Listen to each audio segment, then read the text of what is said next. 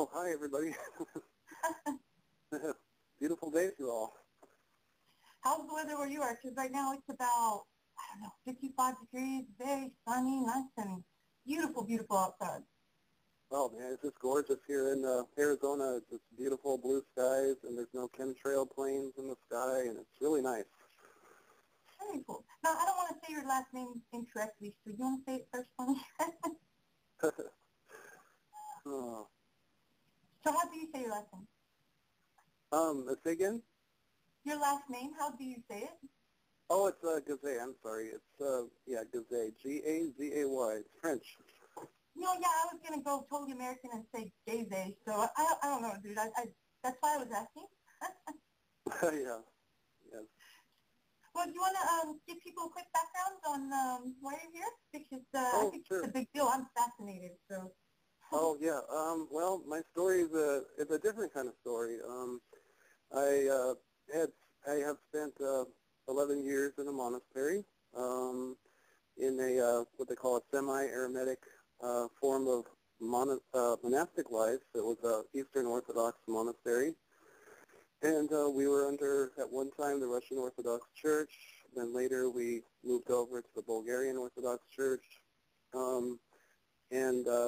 Yeah, I spent 11 years there trying to learn about spiritual life, really a hungry soul, and seeking some answers to life. And I've always been a questioner of, the supposed known facts about life, and just wanted to delve deeper into a higher form of consciousness and just sort of have a different way of looking at the world and of living, I guess. Which is absolutely fascinating. Hey, just so you know, James, we're going to be joined, and his mic is open right now, with Bruce Kettler. He's from worldpeacealliance.com, and Okay. He's here to, support, like we all are. Oh, great. So you want to say hi, Bruce? Say again? Bruce, are you there? Yes, I'm here. Oh, I'm sorry. No, it's okay. Well, this is James Gazay. It is the first name I found out. And did you hear his little introduction? I did. That was interesting. Very interesting. Yes, I understand he was under one church and then another one. And during that time, he's now wanting to find out what's going on in the world. Well, there's a lot of people, I might want to mention, there's a lot of people who don't know what's going on in the world. And the funny thing is that they got the media, they've got the television, they've got all the newspapers they possibly could read, and they still don't know what's going on because the media is controlled. So I thought I'd pass that on to you. I guess you figured that part out by now. Yeah, thank you. No, you make some excellent points. It's amazing, that you can't really find out the true story nowadays. There's so many talking heads on and spinning the story this way and that way, and it's amazing to actually find something truthful, that you can really say, okay, this actually happened. But you have to really work hard on the internet and research this and that, and it's a shame that they want to hide what's really going on, Well, it's more and more, they're finding it very difficult to hide because the people are waking up to the fact that they have to start telling each other, telling more people. So, we all get woken up. So some amazing things that happened while you were, not finding out too much. Amazing things happen, and a lot of miracles happen for the people of the world to actually prevent the worst. There have been some things that could have happened that never happened that would have been very bad. Mm-hmm. Well, you want to tell everyone, James, how you actually went into the monastery in the first place, like where you were and... Well, that's an interesting story in itself. It was actually, it was in my 20s. I was about 26 years of age, to be specific. I had been seeking for answers. I had, made a lot of wrong decisions, getting involved with drugs and things like that, like a lot of people did back then and still do today. And I found myself being very hungry, and I participated at a political rally, and this mysterious person gave me this book, which is called The Way of the Pilgrim, which is a spiritual classic. And in the book, it talks about the use, how one can pray continuously. And so I was really intrigued by the idea. I thought, well, wouldn't that be cool? You could just like pray all the time. You could be connected to God. And it was a story. It's a Russian fictional novel out of the 19th century. And but it's all about this pilgrim's journey to try to attain continuous prayer and contemplation. And so when I read this book, every page was highlighted in it. It's like this book had been passed down, stomped on. I mean, it had been through so many hands with annotations in it. It just had this power to it. And I remember reading that, and I thought, well, how can I realize this? This is what I want to do. And so the book gave reference to the Eastern Orthodox Church, and then it talks about monasteries and what they do. And so then I began to go on a pilgrimage to different monasteries to see if I could find a home, a spiritual home, so to speak. So that's kind of how that began. Awesome. Talk about like going from extreme to extreme. Yeah, no doubt. I mean, it was an amazing thing, and people, at the time obviously thought it was crazy. Like, how can you leave your family behind? Don't you care about a career? Don't you care about sports? And just none of that really meant anything to me anymore. And I began to pray this prayer in the book, and it's a short prayer, Lord Jesus Christ, have mercy on me. And I began repeating it over and over, and I started to find some consolation in it. So I'd spend whole days just praying that prayer nonstop, until I would just pass out from sleep, lack of sleep. But the consolation was so overpowering that I didn't have to eat much, I didn't have to drink much. And I experienced this wonderful sense of connectedness. Like I was connected to the birds, to people. I would go on the bus to go to work, and I would well up in tears. The beauty of the human soul. I would see people. I would feel like everybody loved me, and of course they didn't, but I felt like they did.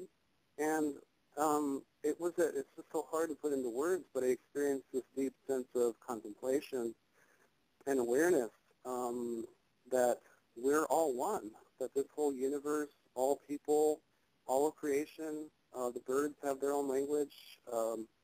There's a hidden voice in the trees and the plants, and it's not something that's obviously audible, but they do have their own language. So I know that can seem kind of nutty, but it's kind of an inner mystery, these things, and it's difficult to convey through words what I experienced, but that's kind of what gave me my impetus to move into monastic life. Wow. And, yeah, so... Mm-hmm. So then from there, I guess, to go on, I guess, with it is that I decided to actually, of all places, go to Arizona. There was a Greek Orthodox monastery in Arizona. And at the time, I was living in California, and I met this elder from Mount Athos, which is a monastic republic on a little island, Mount Athos, near Greece. And I met this man, and he was the most beautiful man in the whole world. I can't explain it. The spiritual sense. He had been a hermit for like 20 years, living in a cave. And I met him, and he had this power. It was like when he walked, it was like he was floating almost. I don't think he actually was, but he had this lightness of spirit, and he looked into my soul, and he couldn't even speak English. And he translated to his translator. He couldn't speak English, and he said, tell him to come down to the monastery. And so I got the translation. And so I got his permission to go down there. So, and then the translation came back again. He said, settle your affairs and come down. And so, boy, with Godspeed, I did it. I got everything done. I quit my job. I took care of all my responsibilities at home. I made sure my mom was okay. My brothers would look after my mom. And I was gone the next day. I was on the bus going down to Arizona. And went down there and, interesting, living there. I lived there as what they call a postulant, just somebody that is looking into the spiritual life but has not made a commitment to the life. And just being around the monks down there, they were very spiritually advanced, very peaceful, very quiet, just a beautiful feeling. There was a sense of quietness and order, and everything was designed so that you could maximize your prayer. I mean, conversations were forbidden. I guess that's the word. I mean, it's basically forbidden. You could talk about work if you had to, but only, just enough to get everything done and to go to church. And we would spend hours and hours in Jesus' prayer over and over and over again. Even when we worked, we would pray out loud. We would say the prayer over and over and over again. And it seems kind of weird, but when you're extreme, when you feel an extreme hunger in your soul, and nothing in the world seems to satisfy that need, then you'll go to great lengths like I did. And this is not to say that I achieved anything great or that I'm a great person. This was just my path. And so I spent about 4 months down there. And at that time, I was getting to the point where I wanted to find an American monastery where they spoke English. I just wasn't able to speak Greek very well. And I thought, I'm in America. I'm an American. Why can't, I be an American monk? And so a friend of mine, buddy, he was a postulant down there too, he recommended I go up north to Wisconsin.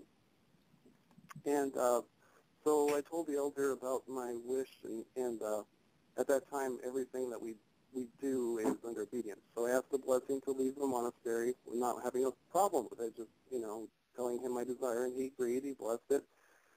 So I was on the bus to Wisconsin, and I have to backtrack a little bit. I did call the abbot in Wisconsin up there, then asked for his permission to come up and look into the life, and it was granted, and I came up there and lived up there in Boscobel, Wisconsin, where the Gideons began, Gideon Bible distributors. And it has the distinguished honor of being the hunting, what is it called, the wild hunting turkey capital of Wisconsin. And so I went up there, and I participated in the life there as a postulant. And what is that? You said the life there, you said? What's that? What was the last thing you said? You participated in what? Oh, I participated in the life there. What is that? Well, the monastic life, basically, it's just being an observer, doing all the things that monks do, but not, making a commitment to a monastery, doing the obediences, being tested out to make sure I was fit for the community there. Then it was a very strict life. Everything we did had to have a blessing. I mean, the only thing you could really do was go to the bathroom. You didn't have to have a blessing for that. But as far as what you wanted to eat, if you wanted to sleep, what work you were going to do, everything was decided for you. And the reason being was not so much to be a tyranny as much as to provide the maximum amount of prayer so that you don't have to think about anything except pray. And so I did this for 3 months, and then I was accepted as a novice to the monastery, which is the beginning level of entering into the monastic life. And really enjoyed it, went through some hellacious struggles with my nature, my pleasure-loving nature. It's hard to put into words the kind of torment my soul went through. All the things we take for granted, like, making love to your woman, or, whether you want to go out with your friends, or, you want to go buy a book, or, whatever you like to do, watch TV. These things seem so small, but when you're deprived of them, it's just amazing the amount of detox you have to go through. And soul searching. Now that's what this is it. If anybody who has ever spent any amount of time researching, just reading into one subject, to have so much time to look into yourself, and I mean, because what, you didn't have like electricity, anything like that really. I mean, totally busy every day, And so the only time that you had, there is no, you don't go home and watch, Simpsons at night, So Yeah. that in itself is pretty amazing, because that shows just the amount of time spent looking into your own thoughts, actually having to face every demon you ever had. Yeah, that's the thing. And, I didn't, being kind of naive, being 26 years old and pretty immature at that for a 26-year-old, I didn't realize the severity of the life I'd entered into. And going through that experience, I have to admit, for the first year or two was pretty bleak. I couldn't believe, I couldn't think straight. I could barely talk. I mean, it was just, I don't know, for lack of a better word, it was like being exercised, like in, just casting out your inner demons. And, but after a year or two of, maintaining the Jesus prayer as constantly as I could, there began to be a stage of consolation that would come, a sense of peace, and just these deep experiences of feeling loved and having so much love to pour out.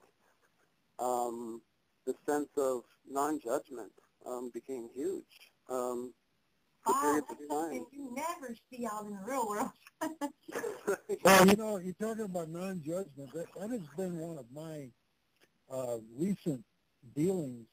So a lot of us out here in this world, not in the monastery, not all of us. I mean, when I say a lot, I mean the people I'm congregating around. We do the same thing. And some of us have to learn to quiet our minds. Mm-hmm. And I could give you a good story that, now I'm not going to tell you the story, but there's a book called Eat, Pray, Love, which you could probably get from the library for free to borrow.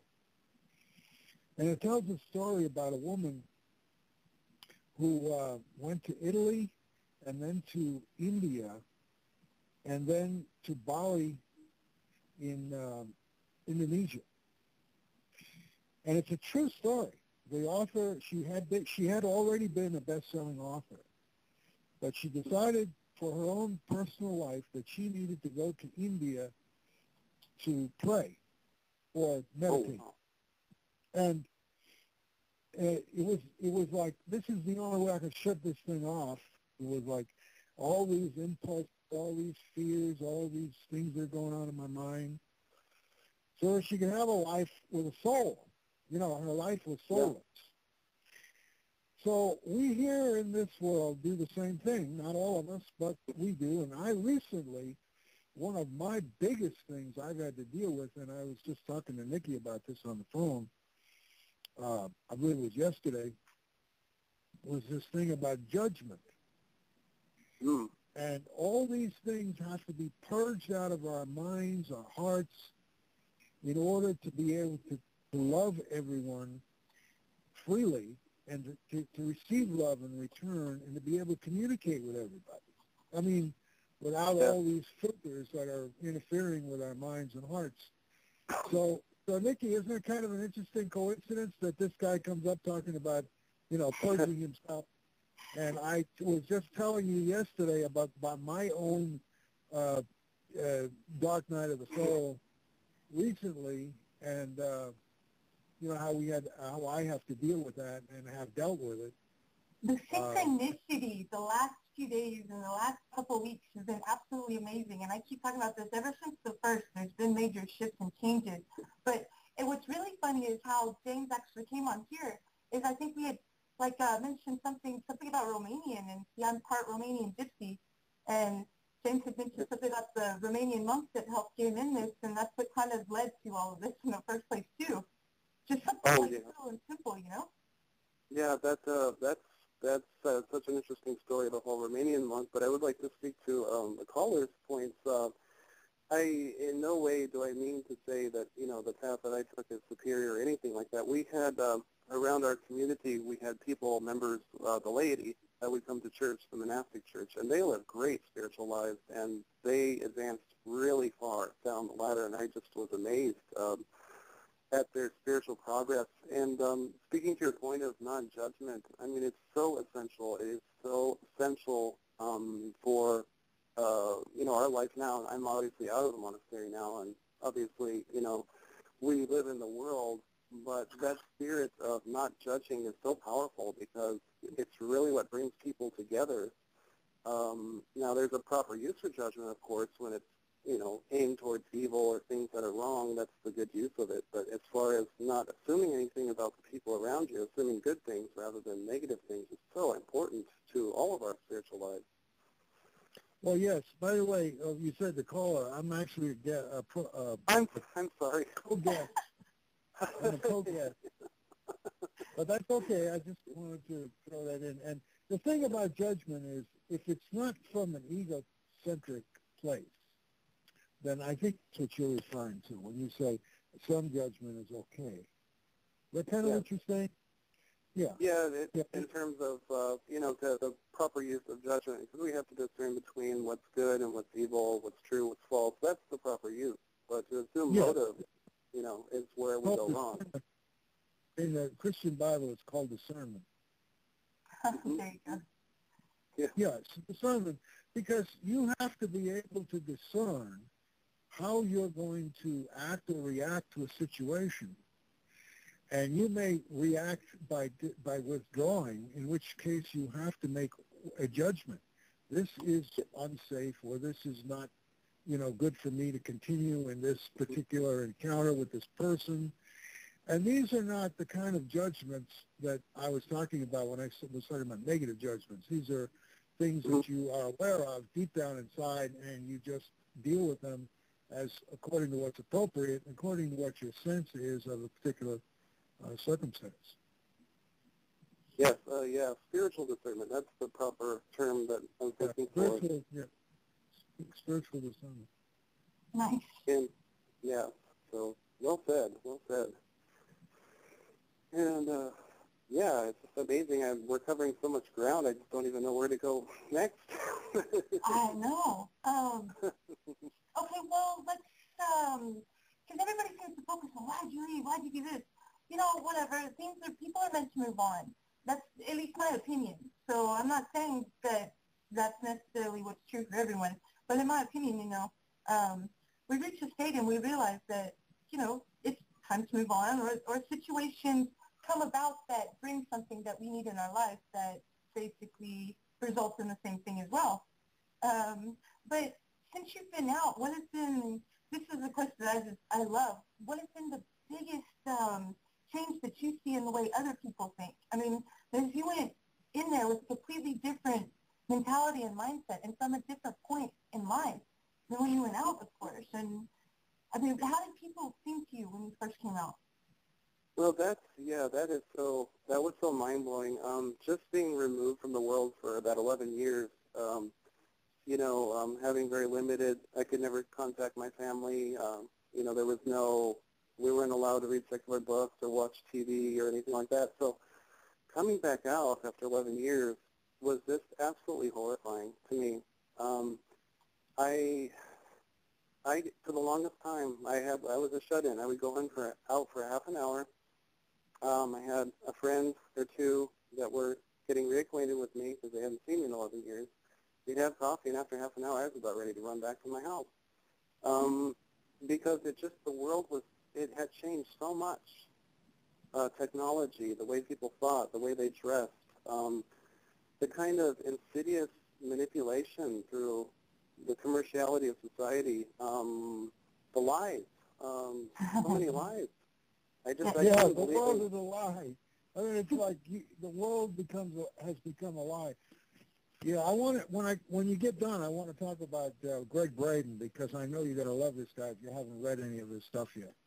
Oh, yeah, I'd love to. That would be great. And then, so just going through that experience, so gradually I had to kind of ease my way back into a normal, whatever you want to call it, what is a normal way of life, but more of a secular form of life, for lack of a better word, and also try to maintain, my own spiritual life. And it was just most people difficult. think that when you leave something like that, you actually leave the spiritual side or the faith behind. And that would never, ever be possible after such an experience, I think. Well, and I was told, several people recommended you should never leave. I mean, if you've been there for 10 years, you'll never get it. You'll never be able to reassimilate back into society. But I think I've proven them wrong. But it did take quite a long time, about a year.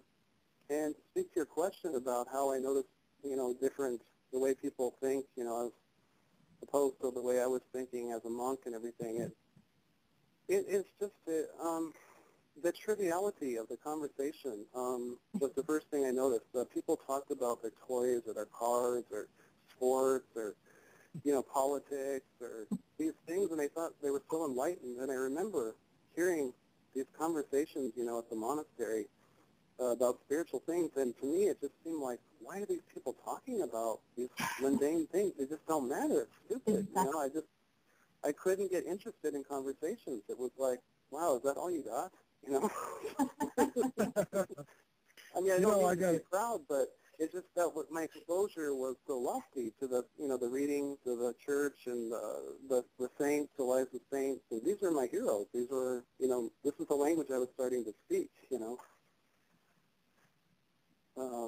I that was understand that. totally... Yeah, the thing about Greg Braden is that he writes about and talks about monks in monasteries. Uh-huh. He goes to monasteries around the world, and not just, any kind of monastery. It could be Buddhist, Catholic, or whatever. And he goes to these monasteries, and then he writes about his encounters with the monks. And that's why I think you ought to check out Greg Braden. Do you have access? Well, of course, you can go to the library for access to YouTube. There's a lot of videos. Just type in the YouTube Greg, G-R-E-G-G, B-R-A-D-E-N, and I'm sure you'll find, because he talks about prayer all the time. I mean, wow, I would, I would definitely love to check that out. I'm so interested in that topic, especially different kinds of monastic life and, the whole spiritual experience. I appreciate that. Right. Well, my website, World Peace Alliance, is about prayer also, and one of the videos on that website is Craig Braden. So, and for those listening, the worldpeoplelife.com is in the chat room. I put it in a few minutes ago, so cool. Yeah, so, yeah. There are a lot of people involved. I'm sorry. There are a lot of people involved in the movement towards getting our freedom back, but they're not doing it from a spiritual perspective. Exactly. And that's what my thing is now. Is trying to get these people who are involved in this political activity to say, okay, the political activity is fine. There's nothing wrong with it. But you're losing sight of the fact that prayer changes things. And you need to get back to that. I wholeheartedly, agree with what you're saying, because I think if we blindly go after, let's say, these political, like, New World Order things and try to, correct them about their, the deeds they're doing in broad daylight now, and have been doing for thousands of years, apparently, depending on what you believe about the history of it. But to have that spiritual center is so important, because we're dealing with dark, people, rich people in back rooms pulling the strings behind governments and deciding who lives, who dies, and that, it's a very spiritual battle, and we need to impress upon ourselves that we need to be spiritual first and then go forth and take the proper stand that we need to. Very, very well said. I love the way you said dark people, because we always tend to think there's this dark force or something untangible that has to be behind everything that's here. And, that's really not the case. It really is people trying to do this. They just don't want all these other people around with them. But, yeah, I love your wording. That was very perfect. Yes, and so I totally, and then we come maybe to the question of does it matter if someone's a Buddhist or a Christian or, whatever. To me, it doesn't seem to matter as long as we're all moving in the same direction, to take a stand and to support a humane life. I mean, this planet is really turning into a prison planet. I love that website named Prison Planet. I'm not giving a plug for that, by the way. I'm just saying. But it really I'm familiar with the site. Yeah, And, I'm sure we all are. the thing is that they do recognize what this planet is turning into. And actually, I'm glad that they are doing that, because that is doing a lot of good. Oh yeah, it's they're doing wonderful work, and that's been a way for me to catch up. Just being out of the monastery for a couple of years, is finding those kind of websites, and learning, slowly trying to put the pieces back together of what's going on. It's just absolutely amazing how fast they're advancing this agenda. But I think that we may surprise them. I don't think they're kind of plugging away too fast at the moment. I think there's a lot of people that are waking up now. Yeah, there was a Chile. Last week. Yeah, a guy from Chile confronted Rockefeller while he was in his wheelchair. Yeah, he was in his wheelchair, and this guy, the 17-year-old in Chile, it's on YouTube. It's been seen by so many people. It's crazy. Yes, I did actually see that. Yes. Oh man, I was so happy when I saw that. I thought, man, the guy's going to get a lot of attention. People are going to see this, and they're going to listen to what he says, and then a lot of people are going to research it to find out it's all true. Oh my God. And yeah, we had a guy we were talking to a couple of days ago. He had a doctor friend whose name was Brzezinski, and I jokingly said, if his name is Brzezinski, maybe he ought to change his name, because this real Brzezinski, the other Brzezinski, is probably going to go down in history as another Hitler. Oh my God, I know. That man is absolutely creepy. Yeah, but I think it was that same Brzezinski fellow that you just mentioned. I think, now correct me if I'm wrong, if you guys know about this, but I saw a video where he was saying that he's never seen a point in human history when there had been so many people waking up, and he was actually in despair. I think it was at some kind of a UN conference or something. It was on YouTube. It was a meeting of Council of Foreign Relations. By the way, the guy who founded We Are Change, which I'm also part of We Are Change. He was only 19 when he founded it. Luke Radowski. One of the things he did, Luke Radowski, was he confronted Brzezinski at the Council of Foreign Relations, and that's also in video. It's on video. He said, "You New World Order scum, you this, that, and everything." They tried to take his camera away, and he found a door that would open on the side, and he got out, and they chased him down the street. Oh, I would love to be in his shoes. I would love to dress that guy down. I'm serious. Yeah, he ran down the street, and when he got far enough away, he pointed the camera at himself, and he said, "Well, I guess I got away. There's nobody chasing me." He says, "I hope you enjoy the footage." Awesome. That's a great story. Oh, man, I thought that was so neat. Yeah, that is Luke Radowski, he's something else. I admire these all these, like Jason Burmis and these other rising stars, their work, and Nickie here, and your work and everything, and I just admire the courage of people. I think maybe why we feel so strong and that we have this boldness is that our backs are against the wall. If we don't do something now, there's no future. It's game over. Right, yeah. That's pretty much the attitude of Alex Jones.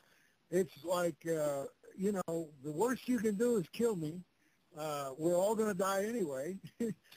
This is like backing some guy in the corner and saying, okay, I'm going to kill you, and he's going to kill you anyway. It's like it might be 10 minutes later you're going to die. What difference does it make if you die 10 minutes later or you die right away? You fight. That's it, and that's the rallying call. I think most people realize that is that this eugenics program is designed for each and every one of us, and if we don't wake up, they're going to get us anyway. I mean, it doesn't matter if you bury your head in the sand. Right. I tell the cops that, too. I say, look, they're going to get you. You're on the list. You're part of the, you're one of the people they want to get rid of. So if you're fighting for them, you're fighting against yourself. That's right. That's right. And that's the best message to give to them. That's one of the things I always advocate is get to the cops and get to the military. Let them know exactly where they stand.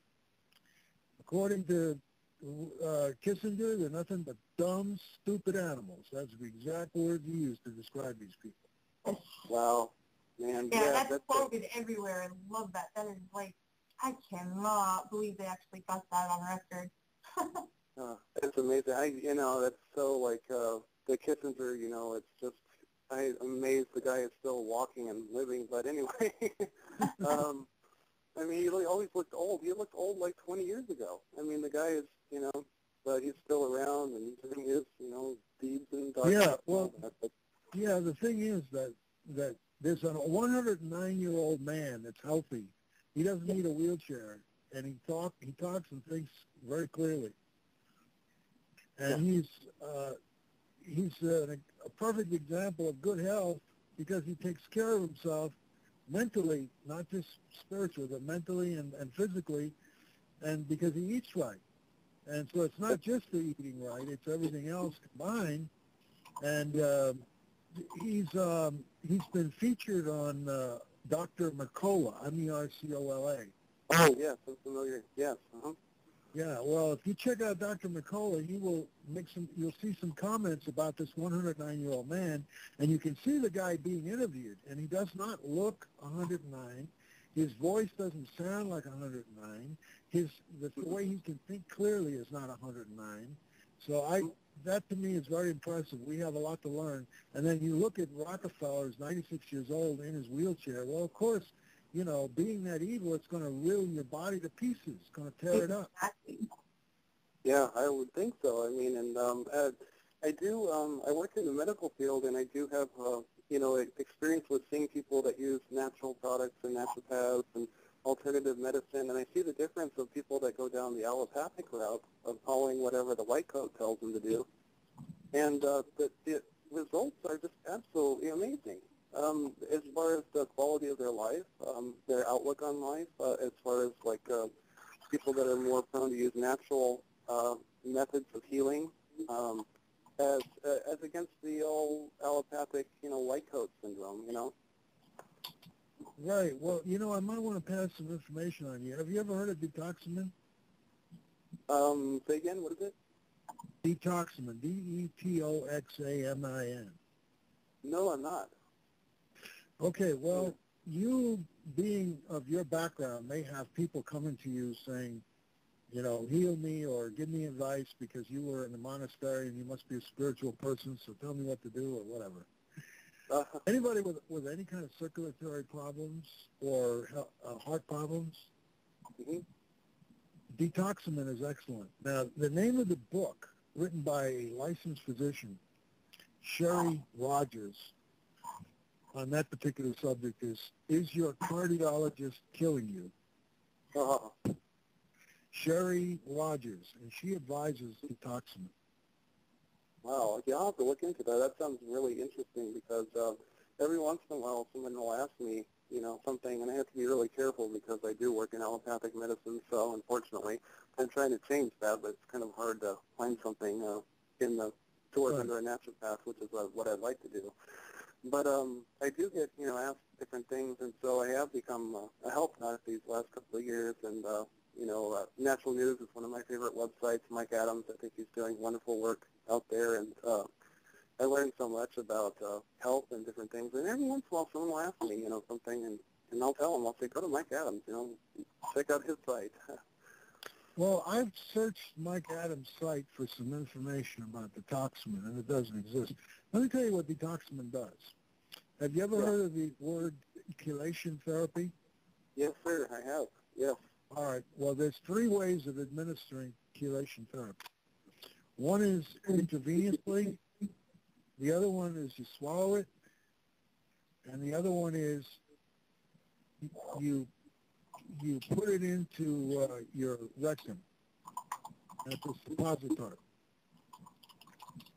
And the third way not only works in terms of chelation in the arteries, but it also brings down the size of one's prostate gland, which gets larger from calcification. The people who have problems urinating, when they get past 40, it starts to progress. By 50, they start to notice it a little bit. calcification and enlarged prostate is helped by this, as well as the EDTA going into the arteries and clearing out the blockages. So I would check that out if I were you. You could start with Dr. Sherry Rogers and her book, which you probably get in the library. It's called Is Your Cardiologist Killing You? She's been practicing medicine for 40 years. Somehow has been able to hold on to her license, which that in itself is a miracle also. I know. I wonder about that. I'm just amazed. That's excellent information. Yeah, some of them can actually continue, and I think they're just blessed and probably spiritually aware to be able to prayerfully dodge the system. Yeah, actually about a month ago I was reading a book. It was a, what do you call it, a bestseller in the New York Times at one point, and it's a relaxation response. And in that book they did scientific studies of people that meditated and, a control group, and then the group that participated in meditation, and how it affected people's blood pressure. And it's been well documented that prayer and meditation and spiritual life can lower one's blood pressure. And, of course, a lot of other good things, too, but kind of hard to qualify scientifically, I'm sure. But it was a very interesting thing, because I notice, after a stressful day, when I come home and I just try to relax and meditate and pray a little bit, it's like you just experience a great calm. And I think that it would behoove us to participate in this as much as we can, because there's obviously a correlation between our spiritual health and our physical health. Oh, yes. Yeah, but you know what, a lot of us out here in this world who have love affairs and all kinds of trying circumstances wind up, because of their difficulties, having to go pray or meditate. It's like, yeah. It's not just for their health. Prayer is an awesome thing, because it is a form of meditation. And no matter what, it sends out energies from the body. You don't have to pray to any particular God or anything. You can pray to yourself. You can pray to the earth. You can pray to whatever. It's that meditative state that centers the mind and can also heal things around you. But it's the energy that is given, because we have that within us. And when you pray, that pushes that energy out to a purpose and gives it something to do. It is very, very useful and very important. Right. Well, what I was saying, that trying circumstances are an incentive to pray, and a lot of times people are brought to these trying circumstances so that they will pray, and in the prayers they're transformed. In other words, their lives are transformed. They become less addicted to the many things that are occurring in their life. And that's a very subtle thing, because you take a person like you had to experience, having no experience of passion, which is fine. You learn from that. You learn from being a monk.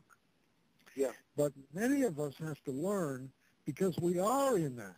In other words, we're involved in that. Some of us are married, we're still looking for someone. But what I've learned is that in that pursuit, or in that living of those passions, one has to pray, one has to meditate, one has to be involved that way, or those things that you're involved in will overtake you to the point that you're not able to have a spiritual life, because your mind gets screwed up. So we learn out here from those things, and you learn by not having anything to do with them, which is fine. We all have our own paths. We all have our own paths. Yeah. Well, I had to, for me, I wanted to leave the world for a period of time and to investigate spiritual reality without the distractions that, now today, we're bombarded with. And so it's a much more difficult fight to live a spiritual life in the world than the monastery on one level. But on a different level, it's extremely difficult to face your inner passions, too, without worldly distractions, because you have the possibility of entering a deeper spiritual life, because you have everything is set up in the monastery so that you don't have to worry about, let's say, paying your taxes or keeping a job or, hearing endless debates about politics, things that distract, our spiritual vision So that was an advantage, but now being in the world for 2 years, I have the greatest respect for people that are struggling to have any kind of spiritual life. It is immensely important. It is the most important thing. Right. Well, when you go to my World Peace Alliance website, you'll see that discussion in the later, what they call archives. By the way, it's world-peace-alliance.com. You'll see in the archives that whole discussion about dealing with things like being married or finding someone or dealing with money or trying to get world peace without being overly anxious. Or being afraid of the opposite. That's one of the dangers, is you're looking for world peace, you know the circumstances, but you're afraid of all the bad things that could happen. And so, I deal with that balance. And by the way, you can call me up on the phone anytime you want and talk to me anytime you feel like. I'd be happy to talk to you about this, and I'd like you to look at my website, because this is a very intriguing conversation, looking at it from two perspectives. One being on the outside looking for a spiritual experience, and the other one being on the inside maintaining that spiritual experience just because you're, not connected with it or not physically seeing any of it. Yes, and that's on the outside. Yeah, it is an amazing, I enjoy reading Greg Braden talking about monks. And so this is very enjoyable to me, to hear someone who was a monk talking to me about that experience, because that's very important. Oh, wow. Yeah, I'm just honored to be here and to be able to share and to listen to the things that you're offering and your experience of fighting the New World Order, and just admire, both you and Nickie for doing all the things you're doing, and it's just amazing. I think we have a lot of things to share. Very much so. That's such a nice thing. We're all here just to basically try to show people that no matter what, through research and any other avenue of life, to be able to accomplish seeing greatness in others or having an effect on the world, it takes changing yourself. It takes looking inside and maybe working through your own demons, so to speak, before you can truly be happy with who you are, because that's the kind of journey that it takes. Once you are happy with you, then you will see that you will almost contagiously affect those around you to do the same, and that spreads in such an amazing way. And it is growing faster just as the New World Order's control is trying to go faster. Right. Yeah, another thing I want to ask you, you can just ask Nickie for my phone number and call me anytime you please. But if you have to pay for long distance, I'll call you, of course. So, you can work it out with Nickie. Yeah, I can call you because it doesn't cost me any extra. And you just ask Nickie, and she'll be happy to, give you the number, or she'll have me call you or something like that. And I'll be glad to talk to you anytime. I'm curious about this. In the Oriental religions, and I'm not too sure about you, because I know there's some secret things that come through in monasteries that don't come out to the general public. And a lot of times they're not in the Bible. So I want to ask you this. Was there any discussion or any talk about what a soulmate is in your knowledge or your whatever they taught you, like how one person matches up with a woman, a man matches up with a woman, a certain kind of woman in a certain particular way that is more profound or more together with that person than other people that might meet? Did they ever talk about that? Well, I could probably answer it this way. Not specifically the way I think you're suggesting, but in a sense, in the Orthodox theology of the Church, the idea of marriage, the idea of soulmate kind of thing is how I'd probably have to recast it. In deciding in marriage in the Orthodox Church, it's a principle that when you get together with your soulmate, that you are both to inspire each other spiritually through your ascetic life, through depriving yourself of pleasure on some level to obtain something higher. And your soulmate is the one that keeps you accountable in your home. So in the deepest tradition of the Orthodox Church, which is probably would not be popular today, a man and a woman in a marriage situation hold each other spiritually accountable for their lives. And then you bring in a priest that you go to confession to, and so everything becomes really straightforward. And this creates a state of sanctification and purification from some of the passions that we're all beset with, some of our, our habits or things that take us away from the spiritual reality of God. Right. But that's, I guess, that's the way. I'm not sure if that really expresses. Well, no, that doesn't quite answer. No, that doesn't quite answer it, because, but it does answer. It does coincide with what I say to people, what I write to people. The purpose of your union should be for spiritual advancement of yourselves, as well as for the people that you encounter. So you have a work together, even if you don't have an organization or you don't write books or anything like that. Your influence on the world around you is going to be one of spiritual enhancement because of the two of you being together. What I was asking you was something that the Hasidic Jews or the Kabbalah, those who are into the Kabbalah, but not in an evil way, they teach this thing about soulmates, and then, of course, the Oriental religions also teach about soulmates, but it's sort of like there's a special person that you come to, and there's a certain attitude that draws you to that special person.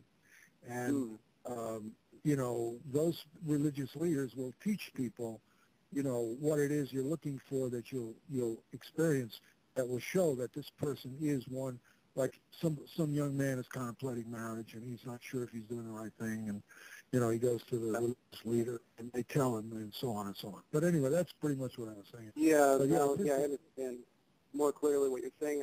I don't think that kind of thing exists in the Orthodox Church, as far as I'm aware. I think I don't think there's any guidelines for that kind of thing. But, there's a lot of variation of experience in the Orthodox Church, which I was familiar with, and but as far as I know, I would have to say no. I don't think there's any teaching or any kind of way of doing that necessarily. Oh, okay.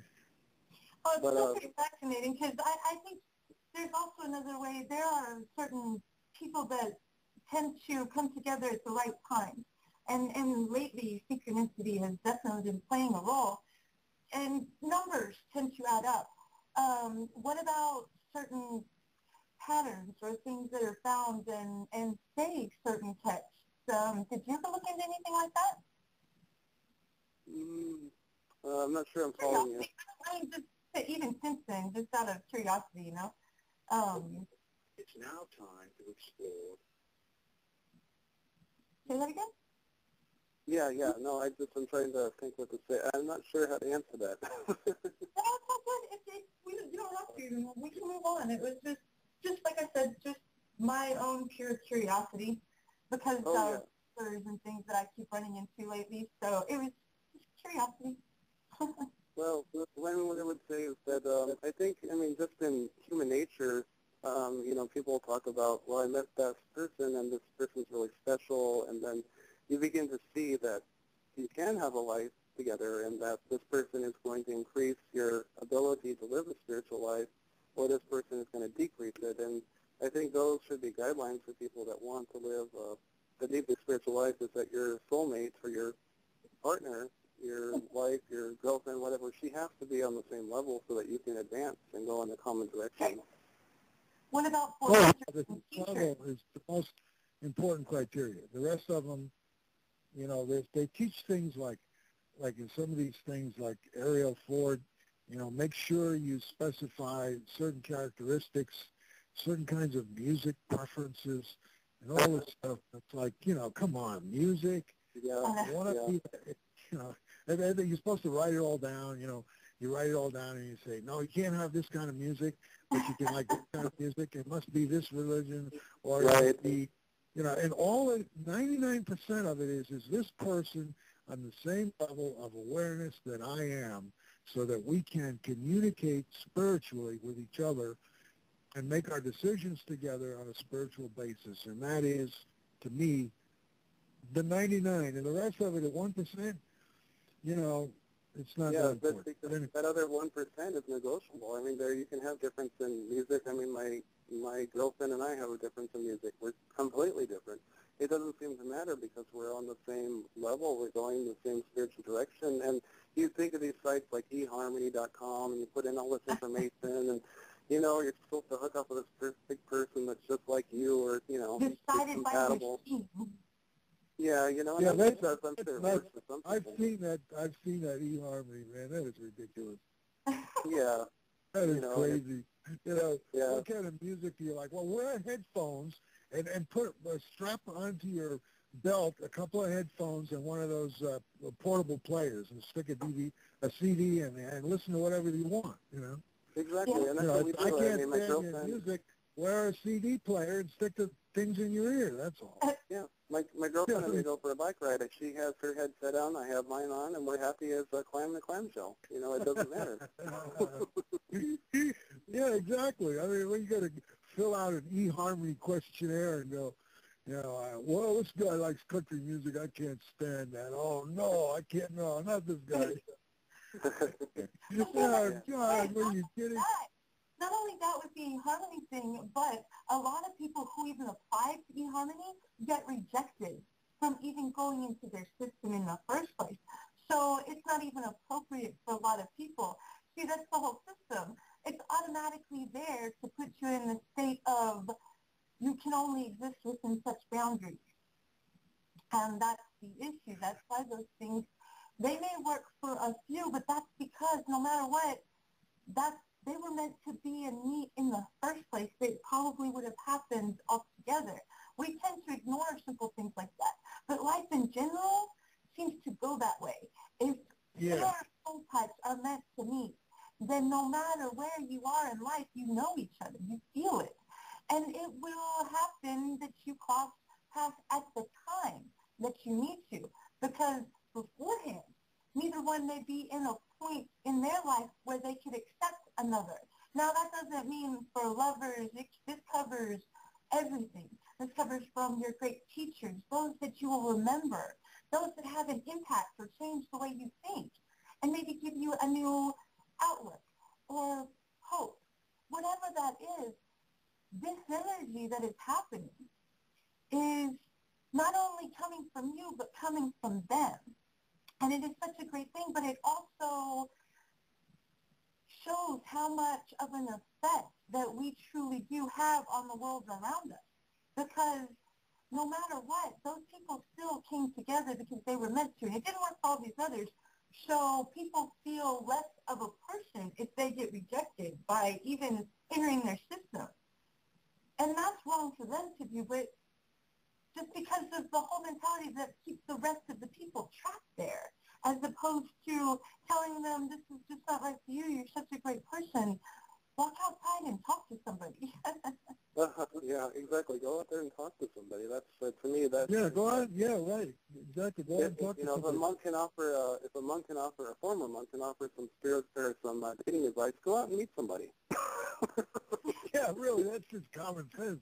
Yeah, go out. Well, what? Yeah, you can do it any way you want.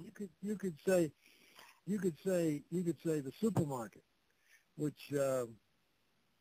I'm going to do it in a supermarket. I'm going to do it on this street here. And somebody will be there on that street. Somebody will be there in that supermarket. Or just any one of the stores I'm going to today. I'm going to go to 5 different places. I can keep my eyes wide open. And if somebody turns me on, I'm going to start talking to them.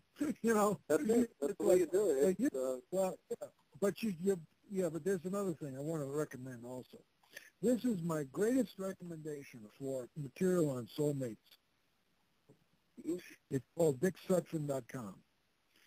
It's DickSutphen.com. Because your mind and heart have to be in the right place. It doesn't matter how you do it. If your mind and heart are not in the right place, you're not going to meet the right person. You're not going to meet somebody that's good for you. Yeah, you have cleared out of all those things that screw up a relationship. Well, hey, before we go any further, we're actually at the top of the hour, so tell you what, guys. I know that you said you were going to have to go, Bruce, so are you going to hang in for a little bit, or? No, I'm enjoying it too much. I don't want to go. Perfect. Plus, we have now the date advice giving monk with us, James as well. So, yeah, if you want your dating advice from a monk, you're ready. No, that's just a joke, seriously. But it was sounding great. I love that. That's just a great, concept. But it's a great day, and I've been enjoying this as well. And so, Freedomizers, hang in there. I got to take a quick break. Let me see if I can find something to play. Well, I need something positive, of course. So, let me see. Hang on there. I got to go through my list real quick. You know what? Let's play Johnny Cash. Why not? Hang in there.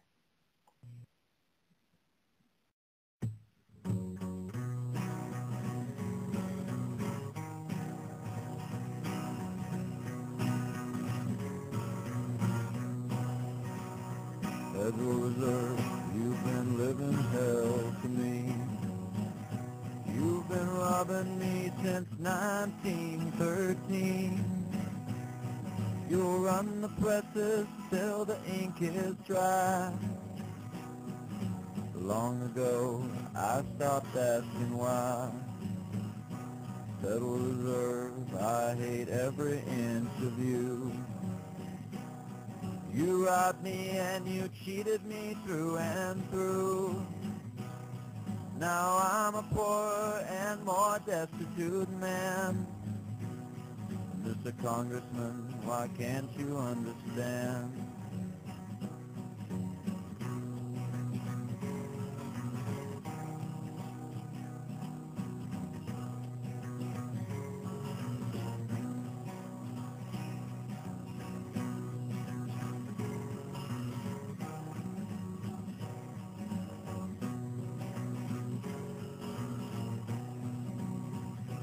Federal Reserve, what good do you think you do? Do you think we'll all be richer when you're through? Your dollars are no longer backed by gold, and your stone walls turn my blood a little cold. Federal Reserve, may you rot and burn in hell.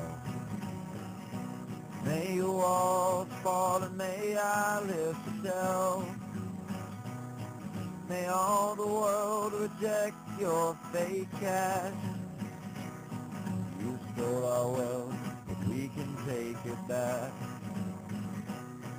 You stole our wealth, but we can take it back. You stole our wealth, but we can take it back. Charlie Veach on Freedomizer Radio. And it's good to make the connection with you, Travis, at Freedomizer. And your big station, you're one of the biggest kind of alternative resistance radio shows. So it's an honor to be on. You don't have to thank me. I enjoy spouting my extreme propaganda over the airwaves to all these innocent, malleable minds out there. Hi folks, CT here. I want to talk to you about a great preparedness resource, tomorrowsharvest.com. Whether it's an economic collapse or nature's fury, there's no feeling more secure than knowing that your loved ones will be well fed. If it's time to bug out or just camping with the family, Tomorrow's Harvest offers high quality, cost-effective, and long-term smart food storage. Get your free sample. The choices are great. From blueberry pancakes to cowboy chili, no one else has the meal variety of Tomorrow's Harvest. They also provide other survival necessities. Check out the various packages and customize your meal supply. Remember, there's no reason for fear today when you prepared with Tomorrow's Harvest. Go to www.tomorrowsharvest.com and tell them you're Freedomizer. But Jeb, I'm glad to see you survived the fall civilization. You look a little hungry. Did you put any food in that bug-out bag? No. No? Well, you know, there's gophers in that field over there. You like gopher? I like gopher. You know there's 25 ways to cook a gopher. Is there? In fact, there is, but there's no way to cook a gopher that's better Then a little Travenile 1 gopher dipping barbecue sauce solves a real man's appetite. Got barbecue sauce in that bag of yours? Nope. That's all right, I do. That's right, just go on over there, get us a gopher, and we'll have some of that fantastic, yummy, tasty Travenile 1 gopher dipping barbecue sauce. This completely fictional commercial in no way indicates that Travenile 1 does actually make a gopher dipping barbecue sauce. If Travenile 1 does ever decide to make a gopher dipping barbecue sauce, False Flag Radio fully expects the royalties from the brochure that you tuned into the commune and conspiracy theorist exclusively on False Flag Radio. You are listening to Freedomizer Radio, where Freedomizers freedomize freedom. All right, Freedomizers, you're back here with Nickie Nix, and I got James and Bruce with us. So, guys, y'all are back as well. Well, I'm glad to be here. This is Bruce. Yes, I'm glad to be here as well. Thank you.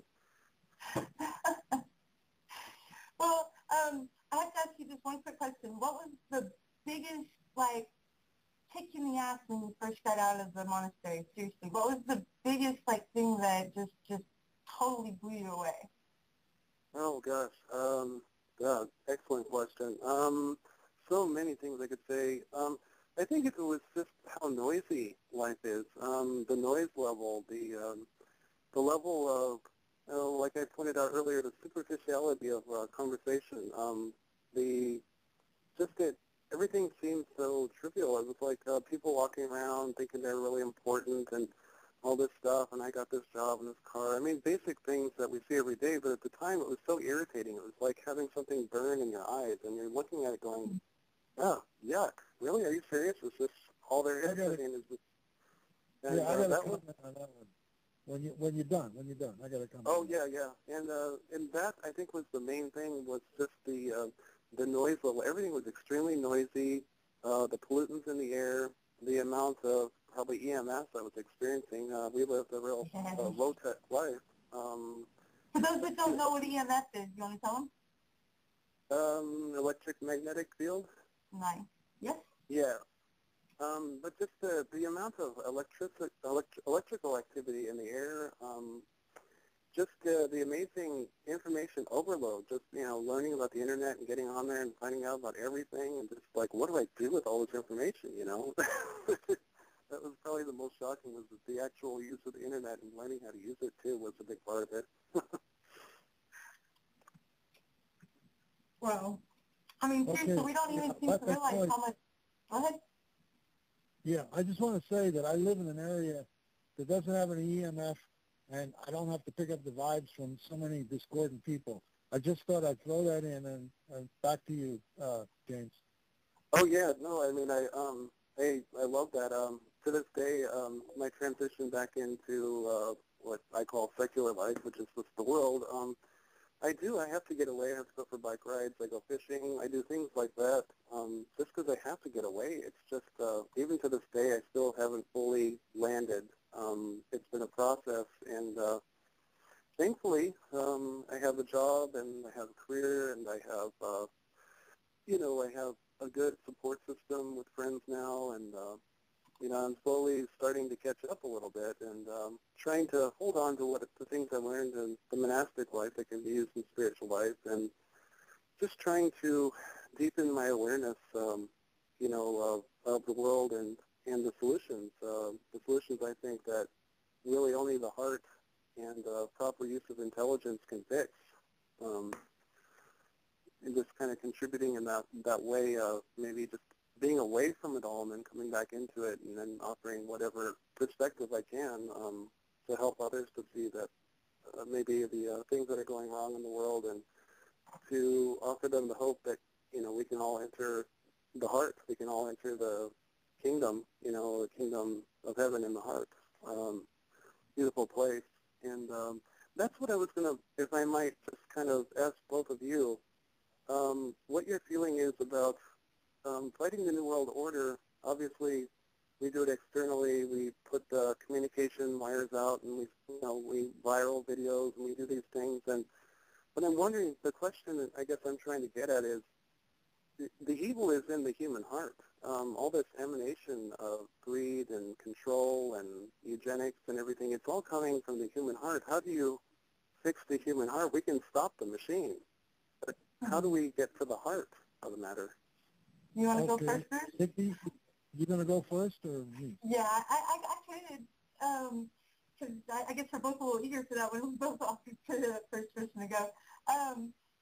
Man, you know how I do it personally? Because everything is so negative. So when you look out, this is what I tell people. When you first become awake, or like as you're coming out of like, you know, a monastery, you look out and you see such an overwhelming presence of control and this just fear and hate being put down on the people. And so you look out and you're like, how do you do this? You know, you want to go run and hide right away. It's so overwhelming. But what I tell people, and this is what I show, is that start small. Start with yourself. First, fix your health. That's a big deal. Get control of your food. You get control of your health. You get control of your health. You have control of your life. You control your life so no one else can. And from there, you can move on. From there, you have an effect, and you make sure that your family and those that are close to you have the same base that you do at this point. And from there, you literally go out, meet your neighbors, say hello, build a community, start small. This idea that we have to have the control is wrong. That is such a large grid. What you need is to form a small community, people that you know, that you love and you trust, and you have faith and can have faith in you as well. And you support each other. And that in itself, because small communities can even, and have currently, started their own monetary system because the US dollar is collapsing. We all scream out that it's such a bad thing. Look, it's all going away. So we're so scared, and they keep us in control so that it doesn't. But there are alternatives. There's always another option, and that's what I try to put forward. And plus, through the discovery of everything, I keep finding that all my research has led back to this love and connection. And then, you know, it's like kind of one of those hard things, because, I mean, I preached sermons. I did. I was supposed to be a preacher. I didn't do it. Well, I traveled everywhere learning. And then when I started reading books not included in the canon, I actually went from the exact opposite. I went to Satanism, believe it or not. So I read the Book of Satan, although most people are so scared of it. It's not what you think either. It's not anything like what you think. But from there, I kept reading. That's just it. I'm not going to take anybody's opinion. I'm going to learn for myself. And so I just kept moving and reading. And all this research has led me to the love and connection that we are losing. That's what I put forward, and it seems to be something that is spreading lately. So, Bruce? Well, he was asking the question about the heart. And yes, I understand what you're saying, Nickie, and that's all very important information. But when he was asking about the heart, well, what about the heart? Well, the name of one of my websites is We Are Change. And We Are Change is a quote of Gandhi who says, we are the change we seek. And what I tell people is simply this. You're not going to change that thing out there till you change what's inside yourself. Because you are responsible for all that you see, all you experience. And so, to the best of my ability, with God's help, I relay to people, convey to people, you have got to, you know, do these things within yourself in order to be able to draw to yourself that which is peaceful and that which is good and wholesome. But you first have to take responsibility for the bad you brought through a heart that is not right. Yes, and I think that I agree with that, because I think that the change has to come from within, and then from there we can rebuild. We get past this New World Order monster, whatever you want to call it, and then there has to be a rebuilding, a renewal. And I think really I'm seeing it take place. I'm seeing people come together. I'm seeing communities around me. I'm seeing my neighbors starting to wake up. I think people are realizing that we have to stand together, that the powers that be are trying to divide us in various ways to make us easier prey for their propaganda machines. Very much so. And like what was just stated in the chat room, and can control mind, heart, and spirit. But no, seriously, that's exactly what is being oppressed right now. And whether you call it evil, or you call it the New World Order, the powers that be, or whatever force that we see in front of us, the thing is that's just it. It's trying to control human minds, human thought, and human effect on the world outside. And the thing is that you can have an effect as well. It just takes seeing not only in yourself, because unless you have an effect on yourself, you'll never affect anybody else. You seriously have to start with yourself. And when you spend so much time actually introspective, then you get through it all and you move on, and you can not only, when you see something that's wrong or oppressive in the world, that you actually have an empathy and sympathy for it, to the point to where you want it changed. And that want can lead to finding a way and research and finding more. And that is exactly getting out and meeting people, looking around and seeing what's there. Learn yourself and then move on and look out. That's the thing. And sometimes, maybe you both get to a place sometimes where you wonder, like, am I having any kind of impact? I tell people about this and blah, blah, blah. And, that you wonder, it's like, well, what's the big deal? What if people get aware? And then it dawned on me, if people become aware, then that brings a certain level of exposure. And when the exposure occurs, then there can be the breaking point, the turning point with this whole situation. The more people are aware, the less they can get away with. And the less they can get away with, the more that, since I think they're darkness, the more the light shines on them, the more fiercely they try to run with their agenda. I mean, I don't know if you guys, I'm sure you're watching this like crazy, but, I mean, they're running full steam ahead now. They're just not stopping. These New World Order people, I mean, they are just, I think because they're running scared now. They're realizing people are waking up. Well, yeah. Go ahead. I was just saying we had just talked about that too, so go ahead, Bruce. Yeah, Brzezinski had trembling in his voice when he spoke the way you were describing him. He's scared. I mean, I bet you these guys have nightmares of ropes around their neck. Oh my God, yeah. I mean, there was a confrontation too in England with a queen, I believe, or one of the princes, and they were in a car, and people came up off with their heads. Yeah, got in their face. I mean, I think they're really freaked out. Yeah, off with their heads, if you can imagine. When the true power of what we can do shows itself, those in control, because they are so few, definitely show their true colors when it comes down to it. And their true colors are nothing other than self-preservation. And I wonder, too, like sometimes, you hear about the old school New World Order people like Kissinger's and what's that guy, the Halliburton guy, Cheney. Sometimes I think they're running so fast on another level is because they're running out of time for their biological life, and they want to see their dreams happen in their lifetime.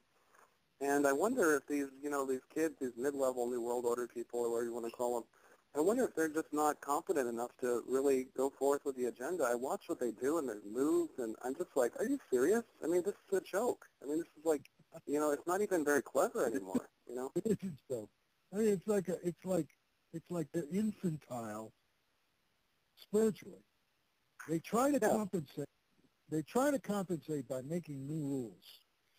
In other words, they say, okay, well, we'll get by with this because we're informing everybody of what we're doing before we do it. Yeah. That's just a game they play. They're totally deceived. These people are self-deceived. Yeah. They have no idea. And so many things are just like so obvious, like the thing that happened, the Christmas Day bombings or whatever. I mean, if you look into the story, it's obvious that the FBI wanted to form a terrorist task force up there, and the government officials evidently didn't go along with it. And then guess what happens? They put this dupe up there. It looks like he's a pussy to be beaten up in high school. These, like, you look at the underwear bombing, look at the pictures of these so-called terrorists, you're like, are you serious? People who are probably not even walking a straight line, I mean, it's just, I can't believe it. I mean, the kind of images they show these terrorists, it's like, oh, that's so frightening. Oh, we need more security, you know, secure the nation. You know, it's like, it's just a joke to me. It's just amazing that they're so inept at bringing their evil causes to fruition, I guess. But so on one level, it's kind of comical, you know, to watch these stories. They keep popping up, you know. But see, that's one thing. We always see it from eyes that come from someone who's been in the middle of this and has seen it slowly raise. And we're starting to actually notice now because of their pace, which is very, very true. But since we've been, you know, just exposed to it on a daily basis and programs like commercials, commercialization, that we don't actually have like a fresh perspective, so to speak, as you have. So it's a little bit, I'm sure, fascinating for a lot listening, just for the simple reason that we don't see it. Well, it's kind of funny because, you know, it seems to me that these guys, whatever you want to call it, I can never come up with the right term. There's so many terms you can call these guys, wear so many hats, but I'll just say the New World Order people, is that they only seem to have a certain, like a few moves. It's like, you know, never let an opportunity go to waste. A good opportunity, Ron Emanuel, I guess, was the person that said that. And then, you know, the whole, like, spin the story and secure down the nation, and every time there's an incident, make sure that we have more police on the streets and let's militarize police and let's people worked up in fear about Al-Qaeda. And, you know, it's just a constant, you know, push towards that direction. I think people probably, most people now, well, many people, I should say, are waking up going, wow, are you serious? Are we really that afraid to spy on citizens now? Spy citizens networks? I mean, it's just crazy, you know. It's hard for me to, you know, and I'm sure you guys are aware of the Walmart thing where Big Sis comes on there and says, oh, if you notice anything going on, you know, suspicious activity, report it to the Walmart manager. Well, the Walmart manager's only making $8 an hour. You know, I mean, come on, what does he care about what's going on? Well, again, the responsibility. We can't even take responsibility for our own lives. Why should we care about anyone else? Well, exactly. You know, and so I thought about going on the DHS, Department of Homeland Security, and saying, yeah, I just noticed some suspicious activity. Jen Napolitano thinks there's 64 days in a year that they're watching us. So what's the day that she's not watching us? I don't know. But it's just, it's amazing that you go in Walmart now and you have Big Sis looking at you. And it's just straight out of 1984, reading the book. But Orwell, I believe, wrote that. But yeah, he had an interesting perspective, didn't he? For those that actually read these days, because, trust me, the movie does no justice to the actual book. Oh, yeah, I know. I remember, well, the only reason I read it was in high school. I had to write a book report on it, and that was, talk about a page turner. I finished that in like a few hours, you know, just, and then now you see like all these things happening and coming true, and like, wow, this is incredible. But, seriously, so how did you like it? Just being in monk life. Let's go back to that for a minute. I'm just curious. I mean, because you spent most of your day in like what most people fear, in actual working labor. But you also mentioned something about like still having to get permission to do the slightest thing, right? Oh yeah, it was. You know, it was a very regimented lifestyle. You know, the things people take for granted, like, you know, visiting your family or maybe going on the computer or, you know, watching movies or, you know, just wanting to read a secular book. I mean, these all things had to be done under direct obedience to the abbot of the monastery, the superior of the monastery. And it was an amazing amount of, well, if I can coin this term, it's like a holy tyranny, you know, basically. But you willingly subject yourself to it to try to reach a higher state of consciousness through ascetic life and giving up these things so you can get down to the one thing that's needful, which is the spiritual life. But believe me, this path is not for everybody. And people laughed when I went into this. They said, you're not a monk. You know? And believe me, I was the farthest thing from a monk. You know, just like every other young 20-year-old out there at the time, you know, going to clubs and dancing and buying new clothes and, you know, hanging out with my buddies and going hunting and all that. And, you know, so my story is a funny one. No, I think it's absolutely amazing because people fear that they can't escape the world that they are a part of. And even through all your research, you still come to the same conclusion that I tell as many people as possible. We are all people. We are all connected. And that love and connection is what ties and gives us power to influence the world around us. That is amazing. It really is, James. And for you to spend 11 years, I mean, 11 years is a long time to anyone, to actually have the time to not only look at yourself, but look at what's important in life. And from there, I mean, you come out and automatically, yeah, this is wrong, this is wrong. I just wonder why no one else sees it, how everyone is so naive because it's so obvious. Oh, it's just that was one of the striking things. You know, you asked about what were some of the most striking, you know, revelations or whatever that I had coming out, and that's just was it. It was just that how blatantly open, you know, people are being lied to. You know, watching the news and going, you know, you can just read people when you're living a certain lifestyle, when you're cloistered and you're dealing with your own, you know, being honest to yourself and going down really deep in your spiritual life. When you see people like on TV or on the internet or whatever, these things, it's like you can read them like an open book. I mean, I don't have clairvoyant ability, but it's just the body language, the way they talk, the things they're saying, how they, you know, shut their head this way and that way when they're talking. I mean, these people are liars, you know. And so just to discover that and to be able to put it together pretty rapidly, I mean, it was a pretty easy process when you're trying to live a pure life to see that, you know, people are shucking and jiving, you know, in the media, mainstream media.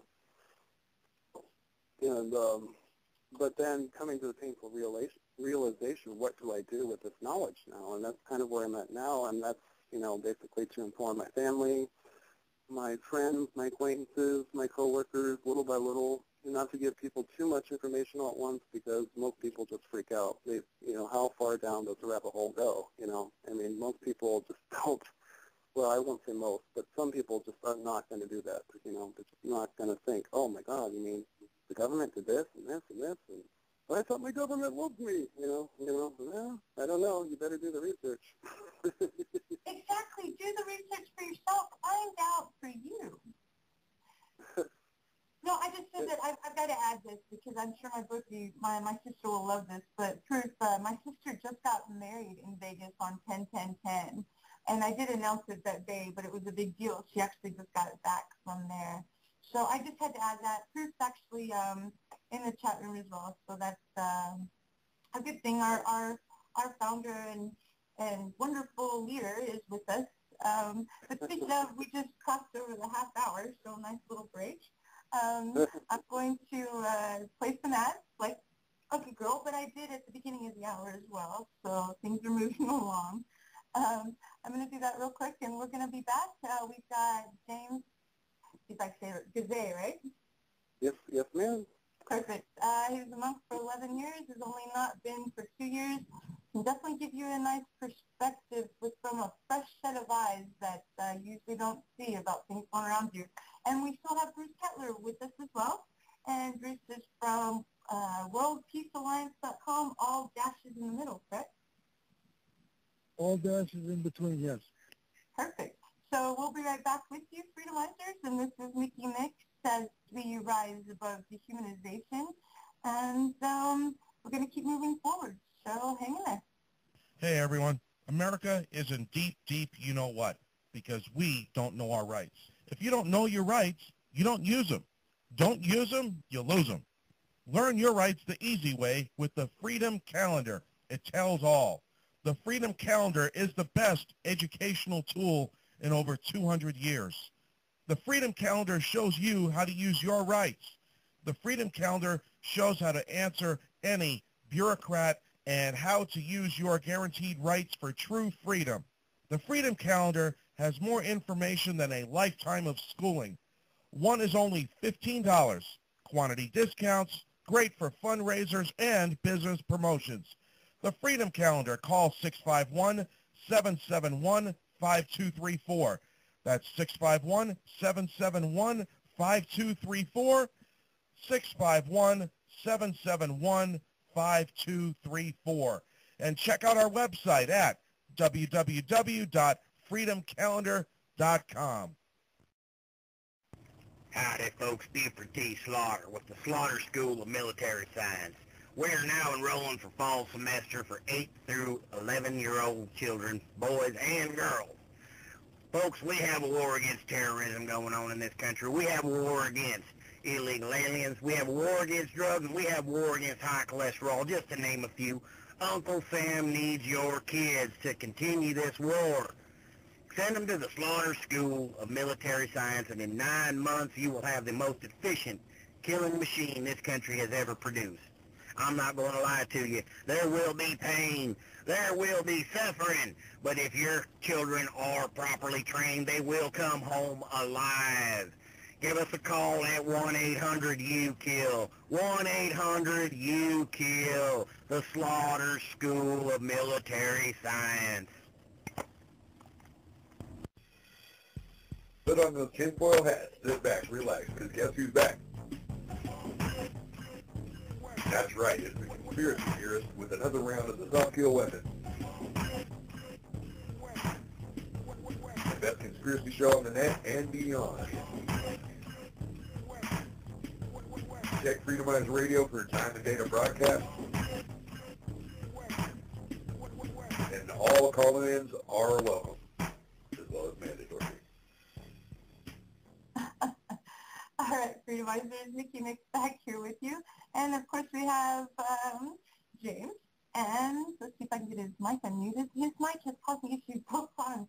I have to hit it twice. It doesn't like you. But you're back with us. And so is Bruce. It wants to keep you quiet today. Well, yeah. I just enjoy listening. Awesome. A lot. I have a few things to interject now and then. Yes. All right. Well, hey, James. So what was the most important thing that you actually discovered through all your looking into the self? What was the most important? Or that you've taken the most value in since you rejoined the society? Well, I think maybe like just the fact that using free will again. Of all things, that giving up your will for God through church, a very strict society, a monastic society, basically, and then coming back to have freedom, and then feeling the full weight of the gravity of my decisions in life, which is probably seems strange, but you may be able to understand of, not having that ability to make choices about what I'm going to wear or what I'm going to do. I still wear the same clothes all the time. Because as a monk, we only had like a cassock. We had, okay, what am I going to wear today? Oh, how about a black cassock? I mean, you didn't have to think about that. And now occasionally I go out shopping or whatever, and I have to think about what kind of clothes should I wear, what color, this and that. And I'm horrible at it. My girlfriend has to actually dress me. I mean, I don't know what to wear. And, but I really enjoy just being able to be involved, be able to speak freely, being able to, enjoy my garden. I'm an avid gardener. I love to garden, and I'm always pulling herbs out of the garden and making little smart drinks and things like that. And yeah, you have your energy drinks or your healthy drinks, right? Your what do you call them? Yeah, at the monastery, basically all we drank was water. Basically that was it. Water, and then we would fast most of the year. I don't mean a strict fast, but I mean from as monks we never ate meat. And then we were allowed fish on certain days, and then we could eat dairy products half the year. It's quite a complicated liturgical calendar, yes, and so there's, feasts and fasts and different things like that. And so do you eat meat now? Did you go back to a good hamburger and bacon and all that? Oh, yeah. I mean, I'm a person that cooks a steak once a month now. I mean, I love my steak. So. Well, yeah, I need to put something in there about steak and meat. I eat meat myself. But I'm very careful. The meat that you're getting in the supermarket today is not like the meat you got 20, 30 years ago. Yeah, when you knew the person that raised and butchered the cattle. Yeah, you go to a health food store and carefully read the label. You might pay twice as much. I don't know how much you can afford, but that's my advice if you want to eat meat. I eat chopped meat. I eat cow meat, but I don't eat a lot of it. And I'm of course I can't afford a lot of it right this second, but yeah. But the stuff in the supermarket is bad. You need to investigate that, find out what they're doing. Don't buy anything in cans in the supermarket. You're going to have to really watch yourself. There's fluoride in the canned stuff. Yeah, that was... It is, and it's anything with kids. Oh, and ketchup in their soup. And anything that has to do with kids, the bread, juices. Well, you guys are bringing up these health concerns about meat and, how it's processed and what they do to it and different things. But I have a funny story. It was about a month ago. I was walking we have these Circle K convenience stores here. I don't know, maybe they're everywhere. But I went into the store, and there's this kid in line, and he had this jug of water, a gallon of water, and it said, now with added fluoride.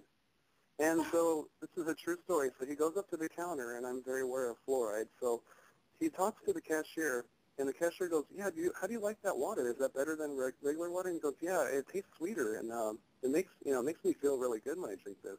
And I'm like, are you serious? Is this out of Idiocracy or something, that funny movie that came out not long ago? And, it's just like, I'm like, unbelievable. I mean, do the research, kid. I mean, look what's in this. And they have these things like fluoride for babies and stuff, putting it in the water to help their teeth. It's like, oh, my God. So I am somewhat aware of those concerns about meat. I'd like to do my shopping at the health food store, and they have a meat department there, and so I buy the grass-fed, meat when I eat it. And what I noticed, though, is the texture is different, so I'm not quite used to that. The corn-fed animals seem to have a juicier, more flavorful taste to them.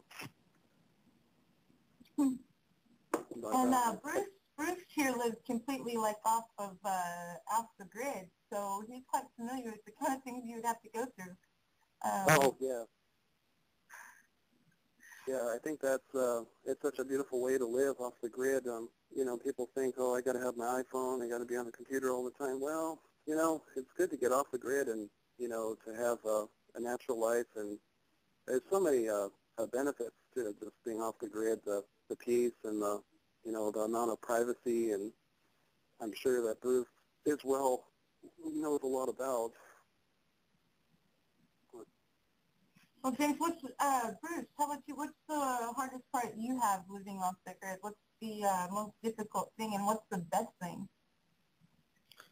Well, I'll start with the best thing is, I don't have any wires coming here.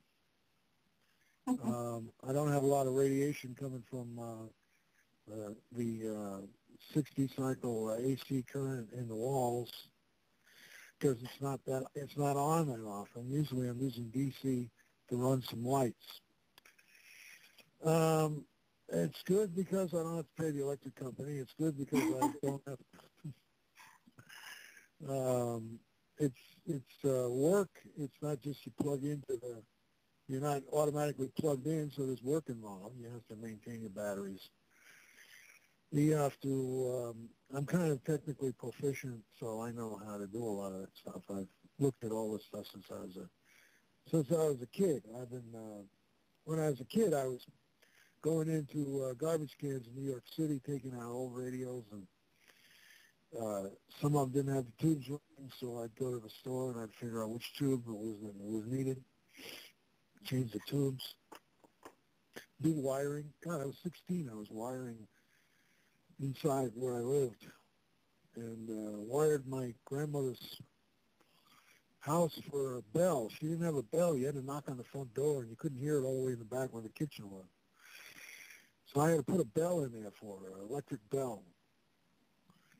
And so I was a little kid. I was learning all that stuff. And my mother married a man who was my stepfather, and he was an electrician. So that was a big boom. That helped. He bought me some dry cell batteries and a bunch of bells and a bunch of wire. And he said, here, I'll show you how to hook it up. This is what is known as electricity. So it's been a long time. I'm 70 now, and that was when I was, I guess, 11 or 10. You know. Yeah. Yeah, 10 years old. My mother's husband, an electrician of all things. Well, I mean, that's a great skill to have. I mean, for you to live off the grid and be able to, you know, have your, like you said, your stepdad as an electrician and, you know, teaching you how to do but things. Berkshire has more intelligence on computers than most people I know, even my age. So he's got as well. So yeah. I got started when they first came out. It was like I was very intrigued. Then I got started on some of the cheapest ones you could imagine, like less than $100. Timex. Wow.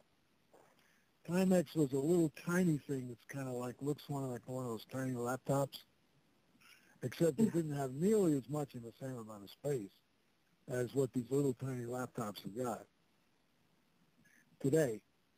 Wow. So I started fiddling with those things. You had to hook them up to a television set. You had to hook them up to a TV. They didn't have a monitor. Day, so. Yeah, you didn't have a monitor. You had to hook them up to a television as a monitor. That's true, yeah. Commodore was another brand. Commodore, I remember those. They sold them Commodore, yeah. Commodore 64, right? Yeah, the Commodore 64, they sold them at Kmart. Those were great. They had fun. They had their mule where you had to go find like minerals, and it's really good. We'll get into that another day. That's just the story for out there, I think. Hey, James, same question to you. Well, actually, Bruce, so what's the worst part? What did you say? What's the worst part about living off the grid? What's the worst part? Well, the worst part is it's hard to find a bad part of it. I mean, it's you know, it's work. That's what I said. It's work. You have to pay attention to it. You have to maintain it. You have to maintain it. That means you got to buy things to add on to it. You have to. There are times when you don't get enough sun or wind, and you have to turn on your generator, and gas is now $3 a gallon.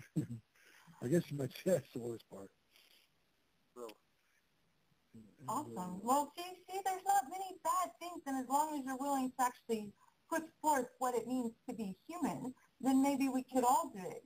It doesn't mean getting away from technology. It just means living life a little bit different. And James, you were forced into being completely off the grid, but what was the best and worst for you? Well, the best is easy. I mean, cooking off a wood stove. I mean, I've never had such good food in my life. The flavor and the feel, how it warms the room, and you know, you have your heating source and you have your meal. It's a different lifestyle. It's a slow-paced lifestyle, slower. But like Bruce was saying, there's a lot of work that goes into it. I mean, cutting your own firewood, building your own, you know, buildings, and working with contractors and things like that, and gardening vast amounts of land to, you know, provide the canning, the jarring, all the things that go into living a sustainable life off the land. It's an enormous amount of work, but at the same time, it's very rewarding in that, you know, you're working from the sweat of your own labor, and there's a sense of independence, you know, that you have your own community. You have people. We had people that would come to the monastery and help us do projects. They had skills, like they might have been an electrician, or they might be a carpenter, or they might have knowledge about how businesses run, because we had to have our own business to support our way of life. We sold religious images, icons, spiritual reading material, things like that, anything we could think of to keep our life going. We had doctors that would volunteer give us free medical care. We had dentists that would volunteer. You know, it was a small town, 3,000 people. And wow, so, my high school had 4,000 alone. then you know what I'm talking about, so it's, but as far as, the downside, well, I don't know. I mean, I think it's just, not that I'm opposed to working hard, but it's just it's an enormous amount of work. You are more reliant on nature as far as how your crops do. And of course, if something failed, you could go and make it up at the grocery store. But still, and then the trading of food with the Amish. We were always trading food with the Amish and trading materials. It was a barter system on some level because we didn't have cash, so we. You're actually learning to be people. Learning that you don't have to have this fake Federal Reserve monetary system to actually live and benefit from others. You can actually still have commerce and not be stuck to the government control system. Yeah, exactly. And that was, it was kind of, it was a neat experience because we met other religions and people. We had Buddhist people come out to the monastery and visit. And one of my jobs or obediences there was I was the tour guide of the monastery, and probably because I'm such a loudmouth. But anyway, but I have an ability to communicate verbally, and so better than the other monks did. So I was always given that assignment, and so meet so many interesting people from all walks of life. I mean, Mennonites, Amish, Buddhists. Religious leaders, bishops, and other people, and people from other countries, Romania, Bulgaria, Greece, Russia. It just was absolutely amazing, the kind of people the quality of people I was exposed to and we were exposed to, and we'd share stories, and we'd help each other out in various ways, and it was a beautiful, unifying experience being in that small community in southwest Wisconsin, because the people really, everybody knows everybody, and so we would help out our neighbors and things like that, do work for them, and they'd come over and help us out. So we had kind of, in a way, a barter system. That was amazing. And the worst part? Probably being away from family and things, I'm sure, but... Yeah, being away from family, you're asking? No, I'm just asking what was the worst part about being completely off the grid while you were there? It's kind of like Bruce. I'm kind of stunned. It's hard to really think about that. I guess the only... That in itself is great. That should, give faith and hope to anybody listening. That the way you have doesn't mean the end of everything. It actually can maybe extend your thinking capabilities with a little practice, with a little use, like muscles. You need to use them if you plan on them being around for any amount of time. So, no, that's great. I love the fact that y'all both had the same response. But hey, I know that the stories are so great, and we are getting close on time. Was there anything that you wanted to make sure you covered before the end of today? Which you can come back, that's not a problem at all. But is there anything you wanted to leave with people today? You mean I'm not in the doghouse? Yeah, right. Well, I'd be very honored to come back sometime. I really don't know much that I haven't covered or would like to cover. I mean, how about a message for people? Yeah, I would just say this, that, being a monk for 11 years and so forth and all that doesn't make me any different. It's just that I really see that whether, you're in a monastery or living in the world, we all struggle with the same issues. And it's nice to know that, we really are one. And I think it's really important that we stand together and support one another, and if I can coin a term, cross-pollinate, help each other. Go visit other people's websites, support people, post like on people's profiles, that are doing the right thing, stand behind people. And I think we're really seeing a rallying cry. I think that things are going to come to a head soon, and I think there's a positive thing that can happen. I don't think that necessarily the world's going to hell in a handbasket. I think that there's going to be some positive things happening in the future. See, I like that. Well, I agree with that. I agree with just one quick statement for anybody listening. Him yawning is not because he's bored or tired here. This is actually the time of day he'd be getting home, getting ready for bed, right? This is this is a little off time for him. It's just one of those things. It's not that he's bored with anybody here, but just a quick statement. That's great. And sadly, he doesn't have like quite a website for anybody to check out. But hey, y'all can always keep listening to Freedomizer Radio. And next time that James is here, you can ask him some more questions. Right, James? Yes, of course. Well, Bruce, what about you? You have anything you want to say as well? Do I have anything else to add? Well, it's been enjoyable. I appreciate being on here and being able to pass on whatever information and ideas that I can to whoever happens to be listening, and to exchange with James and with you. Very awesome, man. You want I have. people can contact you? There's something that, it's World Peace Alliance with dashes in between. And I just want to mention that Cindy Sheehan is on Facebook. Did you know that? I did. You did? I think she's actually on my list, believe it or not. Oh, that's good. She wrote something like, yada, yada, yada, blah, blah, blah, yada, yada, yada, blah, blah, blah, capitalism sucks, it's not capitalism, it's corporatism, Obama's a socialist, give him a chance, he wants to do the right thing, but he'll be assassinated. Sarah Palin is a dumb 9/11 was an inside job. Conspiracy theories are idiots, yada, yada, yada, blah, blah, blah. You have a phone? Be quiet. I think she's making fun of the people on Facebook. I think that's what she's doing. I don't think she's saying it's true or it's not true. I think she's just playing. Being sarcastic. And it says 103 people like it and 75 comments. So I thought I'd pass that on because it's funny. Just blowing it up.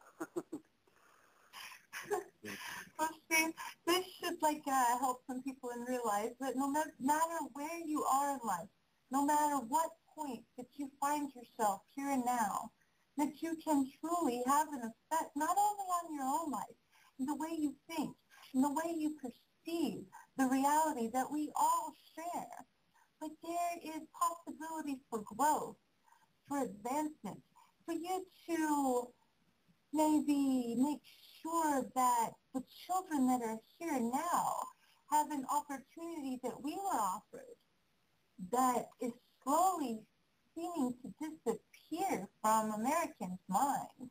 This whole idea that safety and control as being okay if it comes from the government, because it's the government, it's okay if they do it. That there are still possibilities, and no matter if you are shut away from the world for so long, when you come back, you still see the same things, that this is all a false perception, just a control system to keep you where you are. And we have such great capabilities. Just turn off your TV, go outside, actually participate in your own life instead of being entertained by a story of another that never existed in the first place. We've been bored for too long as a species, and I think this entertainment and control system is falling apart. What do you believe? If we have the ability to manifest our reality, and if we truly believe that it's falling apart, then that's exactly what is happening. And 2011 and the people that we speak to can help you realize just with simple thought and energy in a positive manner not only increases your vibrational electrical abilities, but influences the electrical grid we are all perceiving as this existence. No matter who you believe, what God, what creator, we are still all connected we are still all one. And the things I just mentioned are here for nothing more than to keep you divided, to keep you in your control box. So, hey, Freedomizers, catch me actually, let's see, Monday, 2 p.m. Central, 3 p.m. Eastern, and that's noon on the West Coast. I actually don't have any guest plans yet. It's been a busy couple of weeks. I've met some great people, put out mainly just because I'm searching for truth here. And that's put like minds together that need to be together. Synchronicity is a positive thing. So thank you so much to James, and thank you so much to Bruce for joining us. And you've got up next Dr. Pepper with the survival cooking show with Dr. Pepper, depending on, I guess, your point of view. Again, this has been Nickie Nix as we rise above dehumanization. And you know what? I know I've already played it before, but I'm going to play Johnny Cash as we leave out of here. So I'll see you on Monday.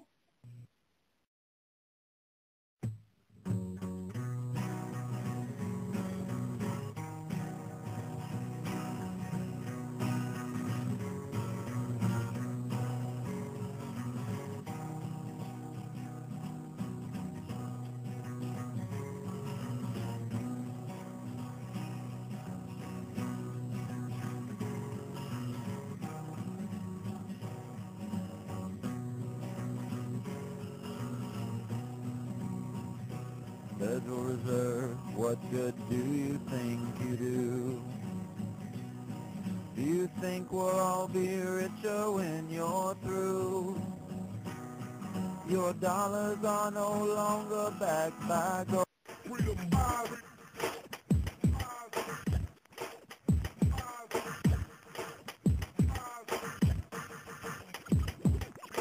Freedom.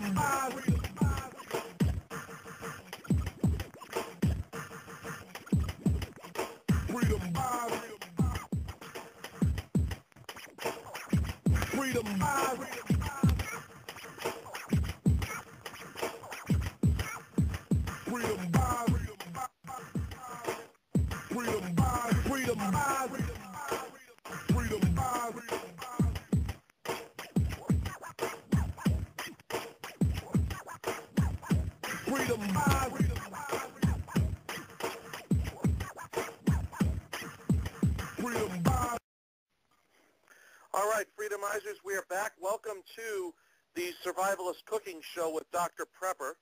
And I would be your host, Proof Negative here. And we're joined by a special guest. We're here joined with Dr. Prepper himself. So we're going to give way here to Dr. Prepper and let him handle the show.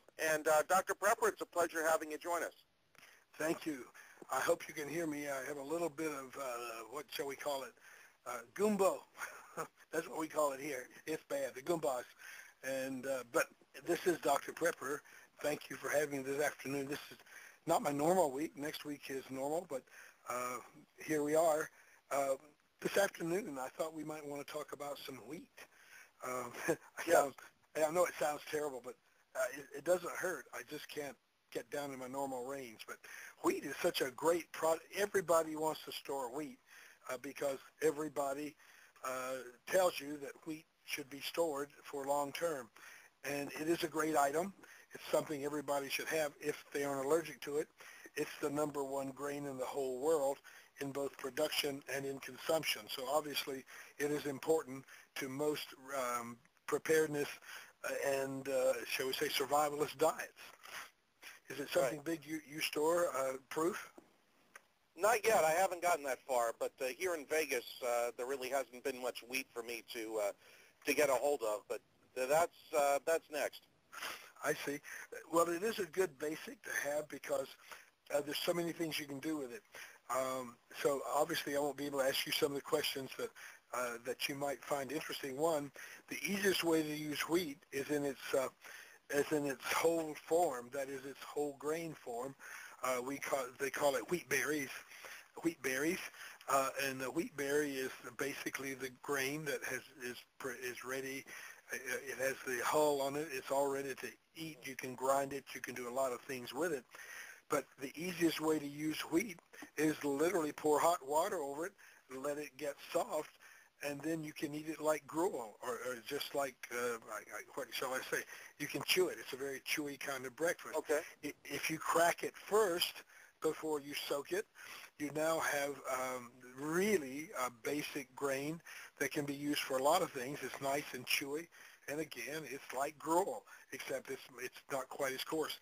I take it, now proof, one of the things I do with the whole grain is take it, get me a skillet, a cast iron skillet, and then I just heat it. I heat the skillet without putting any oil or anything in it, no water, no oil. Okay. Just get it good and hot, and keep the flame under it or the fire under it. And I put in half a pound of grain, and I just kind of stir it around or slosh it around, if you will. It's not in water, not in any liquid, but you slosh it just the same. We call it scouring. So if you scour around your dry grain, it will get, it'll cook, and it'll toast actually.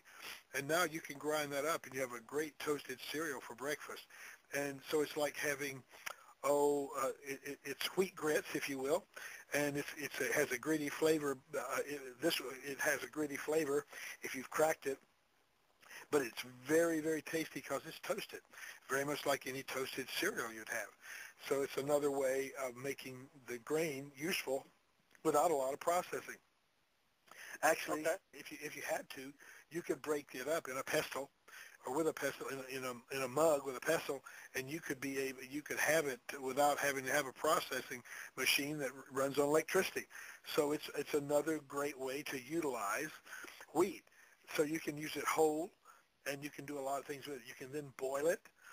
One of the tricks I used to use was take about a half a cup of whole grain, put it in the bottom of a vacuum, a bottle, pour hot water on it, plug that puppy up, and you're able to, and next morning, you have a nice soft breakfast cereal that you can spoon on the way to work or when you get to work. Great. And a little salt, you can put a little salt in it if you will. But the vacuum bottle serves as of it staying hot all night long, and so it cooks.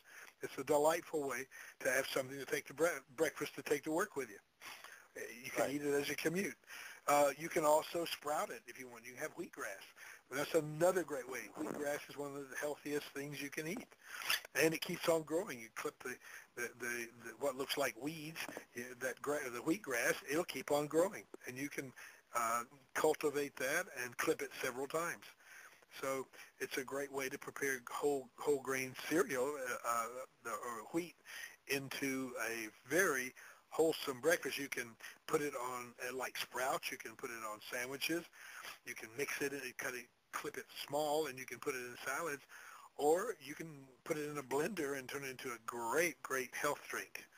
So it's really amazing what you can do with wheat, and you can make with gluten. If you reduce it to gluten, and there are many people who tell you how to do that. You can turn it into fake meat.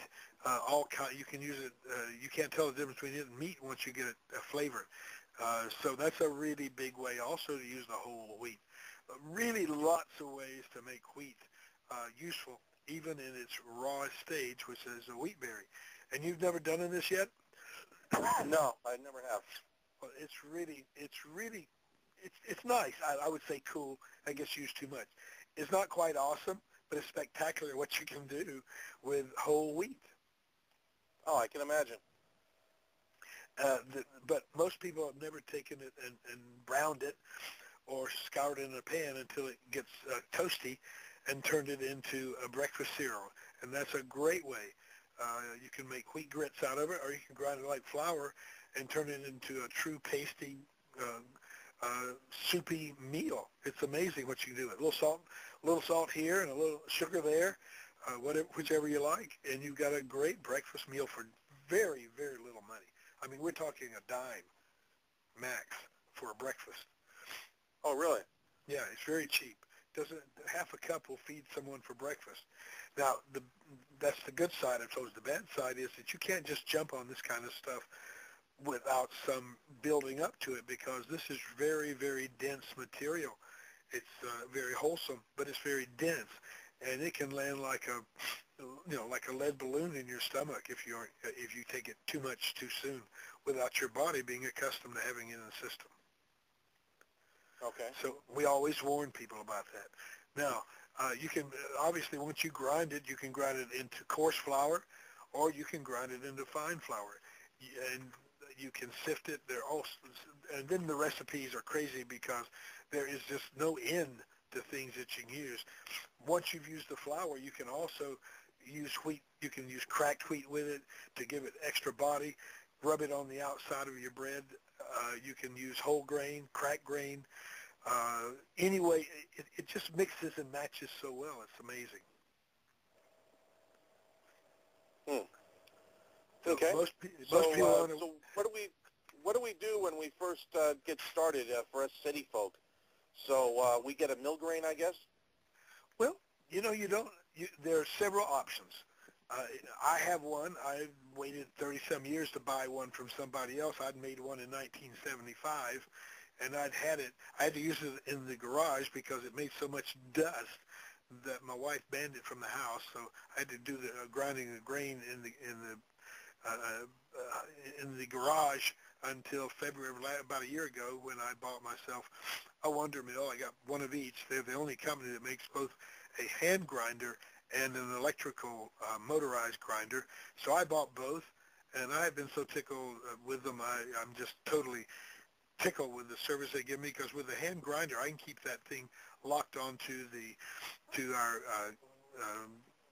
what do you call it, island counter over on one corner, and every morning I can take a cup of wheat or even rice or whatever else, and I can grind it into a breakfast. Rice cereal is really good for breakfast. You can also get what they call a flaker. Most mills will not flake, neither will mine, but it will break it up, and so we can have toasty. We can have oats, roasted oats, or we can have oats. We can have wheat. We can have rice. We can do anything we do with wheat, we can do with rice, and we can do with oats.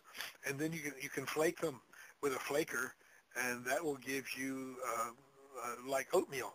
And so there's a wide range of things you can do, and you can eat that stuff every meal if you have to. You just cook it a little differently. Yeah, you'll get appetite fatigue in a heartbeat, but it will keep you alive, and it will keep you healthy. Right. So is there any special brand that you would look at before any others, or well, I own the Wonder Mill because it is the only company that makes both. They only make two items. They make a hand grinder and an electric grinder. That's all they do, and they have a very strict distribution system, and so you don't find price prostitution. You don't find it in places where, if you buy it, the value is going to be maintained because nobody's over discounting it and make you feel bad when you get one and all of a sudden you see somewhere else a lower price. That's one of the neat things about the distribution system they have. You can't buy it direct. You have to buy it through a dealer. It's a great business model. I almost wish more people had it. But being an American boy, I feel like a person that buys something, they ought to be selling at any price. I kind of have mixed emotions about it. As long as it affects me positively, I like it. When it affects me negatively, I don't like it. I guess I'm human. All right. So what would be a general price point that you would look at for about $200, $220, $230. There's a range of $200 to $230 for a hand model, and about $229 to $249 for the electric models, a little bit more. The hand grinder is so close, it will grind so it won't give you the very, very finest stuff like for angel food cake or high-end pastries, but it'll certainly give you anything. You can get by with it. It's very easy to use. It's got a very high rating with the last person who tested it, gave it for the, what's it called, Examiner.com. The gal, I think it was Haycraft, she looked at it and said it was the finest thing she'd seen. Even a 9-year-old kid could use it, could grind flour with it. Yeah, so that made it easy. My 6-year-old grandson can use it with good direction. He doesn't need help. He just needs direction which way to turn it. But basically, he can grind flour as fine as you want, and that's all people need. to have an electric unit. The neat thing about my hand grinder, what I really like about it, is I can make nut butter with it. What that means is I can process oily products and it still works. And so you can make almond butter. You can make almond butter, peanut butter, cashew butter, acorn butter, whatever you want to do. It'll run anything. And still, that's with one of the grinders. The other grinder allows you to do grind wheat and beans, dried beans. That's really nice to be able to make bean flour because you can put beans in everything, including Jell-O, and nobody knows. Yes, I put it in Jell-O, and nobody knew. Really? So, what kind of beans powder. would you use for Jell-O? White, the white beans, because they don't add any color to it. But we've used navy beans, dried navy beans. You turn them into flour. You use it as part of the mix, and you can put it in virtually anything. Put it in soups, and you don't have the bean gas, which is really neat. Yeah, that's the most important part. Yeah, it is. You don't play music, as my mother used to say. But and beans are very important to a diet too. It's not a grain, but a bean can be used for many. You can make cakes with bean flour. Right. They're a little heavy, but it works. And so there's so many things you can do. Whatever you can do with wheat, you can virtually do the same with rice, and you can do it with oats, and you can do it with barley, and lots of other grains and beans, which is really fun. It really makes it fun. You can spend hours on wheat, but all of this, anytime you're talking about, as you know, cooking, needs either a demo or a picture or people being watched. Now, one of the things I do is pop wheat. Have you ever seen pop wheat? No, I have not. If you take whole wheat kernels, there are two ways to do it. You can simmer them in water so they plump up, and then you dry until you let them plump up until they split. Then you drain them, you let them dry in an oven, and then you can, some people use them wet. I don't. I like mine dry, but then you can scour them in that pan, and you get a really light and fluffy cereal breakfast, or an additive to a soup. It's almost like barley when you use it. And I love barley in my soup. There's something really nice. Well, wheat looks very much like barley when you've soaked it and then put it in the soups.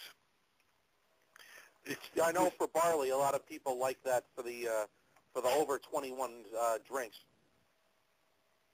Okay. The beer. I don't have a lot of experience with that, but it makes everything taste. It's chewy. I love a chewy stew. Soup I'm not hot on, but boy, I really love stew because I grew up on it. There was always something cooking on the back of the stove because we had no wood stove and we had to keep it going, or it took forever to get it hot enough to have supper. So living on the farm, the stove, my mother was cooking something all the time. From the time I got up, she was already up cooking biscuits for breakfast. So during the morning, she's making bread for lunch for the troops to come in and eat. And then we go back out in the afternoon, and supper was about between 6:30 and 7. And all afternoon, the stove was running full tilt to get ready for supper. A roast or something was going all the time. Bread was baking, soup was boiling, hot water was being utilized to get things ready to eat, potatoes, sweet potatoes. Everything was being cooked. Something was on the back of the stove all the time, including one pot, which was just the stew pot, and everything that wasn't eaten got into the pot for a future soup. We never knew what the soup was going to taste like, but it was a mainstay for us. I mean, if a steak was left over, or roast was left over, or a bone was left over, it all went into the pot in the back, and veggies and extra bits and pieces of things that were left over that didn't fit the recipe or got left over from the meal went into the pot, and it simmered on the back. It's like the French call a pot au feu. There's always a pot on the fire. And because you keep the fire going, you don't want to restart a fire because it takes too long to heat the stove. And I remember my mother I never saw my mother in the summer when she wasn't sweating because she lived in that hot kitchen. The only salvation was it had windows with a cross current. If it hadn't been for that, I guess she would have just, she'd have been about half her size. But I grew up in a kitchen where my mom and my grandmother were all the time cooking. I don't think I ever remember going to the kitchen between sunup and sundown, even on the longest day, when both of them were in the kitchen, getting something ready. And for breakfast, they'd go out on the porch and cut a piece out of a shoulder or along a strap, and they would be cutting it into bacon. And or one would be cooking this, and one of them be out in the hen house getting fresh eggs, cackling eggs for breakfast, they called them. So, that's the way I grew up.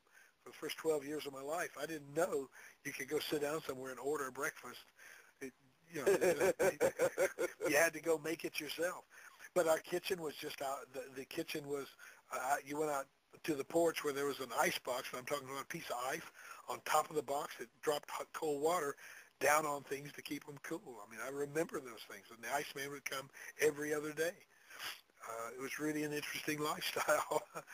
Most people have no clue what that's like. The joy of when you take the small piece of ice out to put the large piece in. We fought over it because it was something we could have to do what we wanted with, and it was just, it was a toy for us, or actually it helped us with our food. And on Saturdays, they brought ice in the morning. We got an extra 25 pounds so we could make homemade ice cream virtually every Saturday afternoon during the summer. Wow, and I'm just wondering, so what did you do with the little ice then? Oh, well, we got to make lemonade. It was a luxury. We could put it in lemonade. Normally, our lemonade was cool, but it was very cold. But to have ice in your lemonade was a sheer joy. so we would, whoever got it got to be the patron for the afternoon. He could, as long as that ice lasted, he was kind of king of the hill because people would beg for it. Can I lick some of it? Can I have a piece of my glass? Can I lick some of the ice? Yeah, well, sure. Sure. In the summer, when it's 100 degrees outdoors and 85% humidity, could I lick your ice, please? Or rub it down my back, whatever. And then lick it. Yeah, it was salty. Oh, we were crazy. There were 7 of us kids, so we had to learn to share. But there is so much you can do. Wheat chips, another thing. You can make wheat chips by pressing them together like corn chips. There's so many things we did with wheat and corn, you just can't imagine. You can fry it. You can make it. You can make a casserole out of it. You can flavor it. Yeah, I just learned something last week that when it comes to popcorn, I didn't know that Monsanto has not come up with a way on how to make GMO popcorn. The That's actual right. corn for popcorn is true corn. That's correct. You can't turn that into GMO yet. It is not GMO, but it is a hybrid. But it's okay. It's a proven hybrid that's been around a long time, and you can almost call it. It's a classic hybrid, and it's true to form. Where the GMO, no, they have not been able to conquer that one yet. It's not a big enough market, probably. I don't know. There's a lot of movie theaters out there. Yeah, but it doesn't take. Yeah, but but it's not being used. Now I use it for my grits because it's such a large kernel, and it stores for so long. After a while, it won't pop as well. So I use it for grits. I grind it up to use it. I grind popcorn because it is not a GMO product, and it's probably not going to be. And I keep it about 10 to 15 years. I've got 15-year-old popcorn I'm making grits out of. So I don't know how to do that. So what would you, can you walk me through that? Sure. You take a hand grinder is perfect for it because you can really ratchet it down to pretty good sized kernels, and you just run it through, and it breaks a kernel into 15, 20 parts, and and then you just boil it. It takes a little. I'll boil it because my grits are large. I like chewy breakfast. I like to masticate. I like to feel like I've done some work at breakfast. And so I put mine on before I take my shower. So by the time I get out of the shower, I've got a nice bubbling pot of large grits. That's why they call it. It's gritty. So it's what it looks like when you get it. The fines that come out of it, I use under my pizza to keep it from sticking as a flour. Right. So it's but you can make it you can turn it into just a paste, like you do flour. Flour paste is called wallpaper. Corn paste, if you can get it fine enough, it's the best thickener for soup there is, because it assumes whatever flavor the pot has. Whereas flour still has, flour is fattening, whereas the cornstarch isn't quite as much. I just love the consistency of cornstarch. You have to get it really fine to do cornstarch, but you can do that in a grinder. Okay. So I use the sifter. Yeah, I'm not one for hot cereal, so I guess that's where you and I depart. So well, as far as I know, the average person living in Michigan or Maine or Montana, you could really use a hot breakfast. Yeah, I'm a hot breakfast person, even in summer. I love grits. I love oats year-round. Make my own. They taste so good when you mill your own, when you flatten your own in a hand flaker. A flaker costs you $125. So to get a grinding machine at another $75 is a fantastic buy when you stop and think about it. A flaker is a very expensive little tool, and it's very small. It has a very limited purpose, whereas a grinder for another $75 or $100 is a bargain.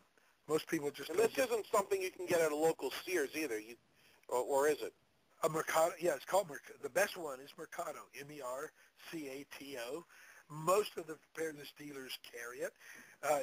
Yes, you can buy them. Sometimes they're discounted to $89. And yes, they are in Sears and Kohl's and a number of stores that carry kitchen products and housewares. Yeah, most houseware stores will have typically $129.95. I bought one when they were half that, 20 years ago.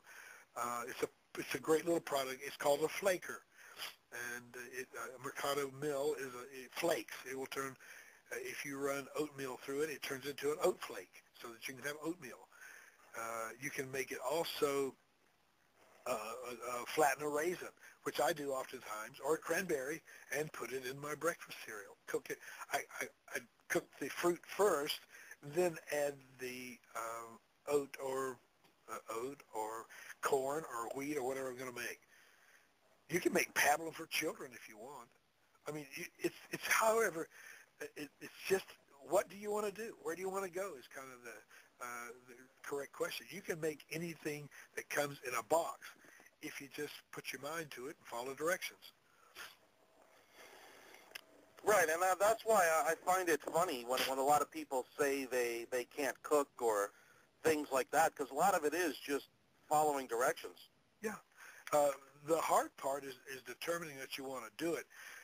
It may require, for example, my flaker, a pound of oatmeal is a fantastically expensive product.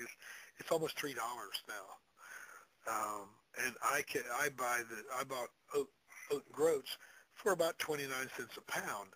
Well, a pound will last me almost a month, and it takes me a minute to run enough through. We keep ours locked down to the kitchen, to the counter, because we use it all the time. And you can flatten raisins, you can flatten cranberries. There are all kinds of things you can flatten by going open throat, open it up as wide as you can, or you can make an oat flake by dropping the oat grain in the hopper and turning it, and it just makes oats for oatmeal. Fantastic, and it's a whole different taste when you smash that puppy just before eating it, because the oil is in it, hasn't dried out, hasn't been processed, it hasn't been sitting in a box on the shelf or in distribution for 2.5 light years. No, that's true. So what's the longest that someone could generally store wheat? Well, the typical preparedness story is they found wheat in the pyramids 1,500 years after it was put in there with the pharaohs who died, and they brought it out and grew it. They were able to both sprout it and grow it in the ground. In fact, that's where kamut comes from. It's the Egyptian version of wheat, kamut, K-M-U-T, and it's a great grain. There are a number of other grains, like rye has been mixed with wheat to come up with triticale. There are a number of wheat products that people can have that are fantastic. There's white winter, white summer, there's red hard, there's red soft, there's red summer, there's red winter. They're all kinds. Okay. Each one has its own application. And it confuses me. I have to go look at it. I can't remember all that detail anymore. I just know that I like the white hard because I can make the best pastry with it. So you make your own pastries? Oh, yeah. Oh, yes. You can make a great Napoleon on your own. And lard stores so well, it makes it easy to do pastries. I mean, it's really, understand that all this stuff long before the prefabricated stuff was put on the shelf, the premixes and all, people did that all the time by themselves. And you can make stuff you can store yourself, just like the factories do, and you don't have to put preservatives in it because you're going to use it. In fact, a lot of stuff while I'm making pastries now, I usually eat about half of it before I get there. Oatmeal cookies hard to get to get into the oven. So, I mean, I don't know how your kids are when you're making cookies, or when you're, when someone in the family makes cookies, but they hardly ever get to half of them never get into the fire. Oh, you just eat the cookie dough, huh? Well, yeah, absolutely. It's so good. and pie crust and cake mixes, they're about half consumed before they ever get into the oven. Yeah, we love it. And, it's wholesome food. It's there. Yeah, okay, so it's oil and raw eggs, but, I know where my eggs are coming from, so feel pretty safe about that. There's so many. How did they make it before the FDA came along? I mean, we were a growing, burgeoning population. There's probably more salmonella. Well, you would have thought the FDA would have been out before Adam and Eve. Well, they predate only a few people, because now they tell us that whole eggs are not good for you. Whole milk, raw milk isn't good for you. My goodness. Thousands of generations grew up on that stuff, and somehow we kept growing. There were no epidemics in those days from those raw products. All right, now we're going to have to grab a break real quick here. It's the halfway mark of the hour. Yeah, it is. All right, so I'm going to introduce everybody again to Tomorrow's Harvest, as well as some of the other shows we have here, and we'll be right back. Hi folks, CT here. I want to talk to you about a great preparedness resource, tomorrowsharvest.com. Whether it's an economic collapse or nature's fury, there's no feeling more secure than knowing that your loved ones will be well fed. If it's time to bug out or just camping with the family, Tomorrow's Harvest offers high quality, cost-effective, and long-term smart food storage. Get your free sample. The choices are great. From blueberry pancakes to the cowboy chili, no one else has the meal variety of Tomorrow's Harvest. They also provide other survival necessities. Check out the various packages and customize your meal supply. Remember, there's no reason for fear today when you're prepared with Tomorrow's Harvest. Go to www.tomorrowsharvest.com and tell them you're Freedomizer. This is Mercy. If you're listening to this message, warriors, you are the resistance. Warriors, you are not alone. There are pockets of resistance all around the planet. We are at the brink. Read about it in The Sovereign, newspaper of the resistance. Available now at newsstands everywhere. The Sovereign is a monthly 24-page tabloid newspaper featuring incendiary content about life during wartime in the age of Obama. Warriors, keep to date every month. Remember to read The Sovereign, newspaper of the resistance. Available at newsstands everywhere. This alert is for all you boppers out there in the big city, all you street people with an ear for the action. This is Mercy. If you're listening to this message, warriors, you are the resistance. This is Mercy. Mine will be the last voice you will ever hear. Don't be alarmed.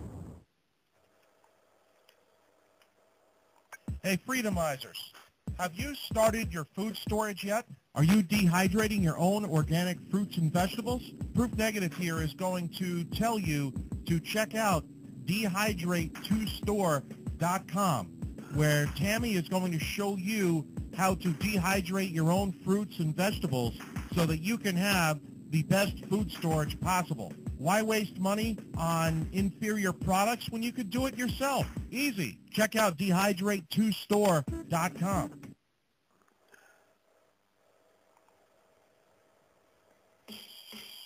Listen to The Rude Awakening with Knucklebones on Freedomizer Radio Tuesday and Thursday nights, 10 to 12 p.m. Pacific.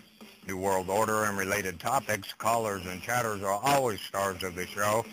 Come participate on the air. When all else fails, it's a variety show. Check out The Rude Awakening.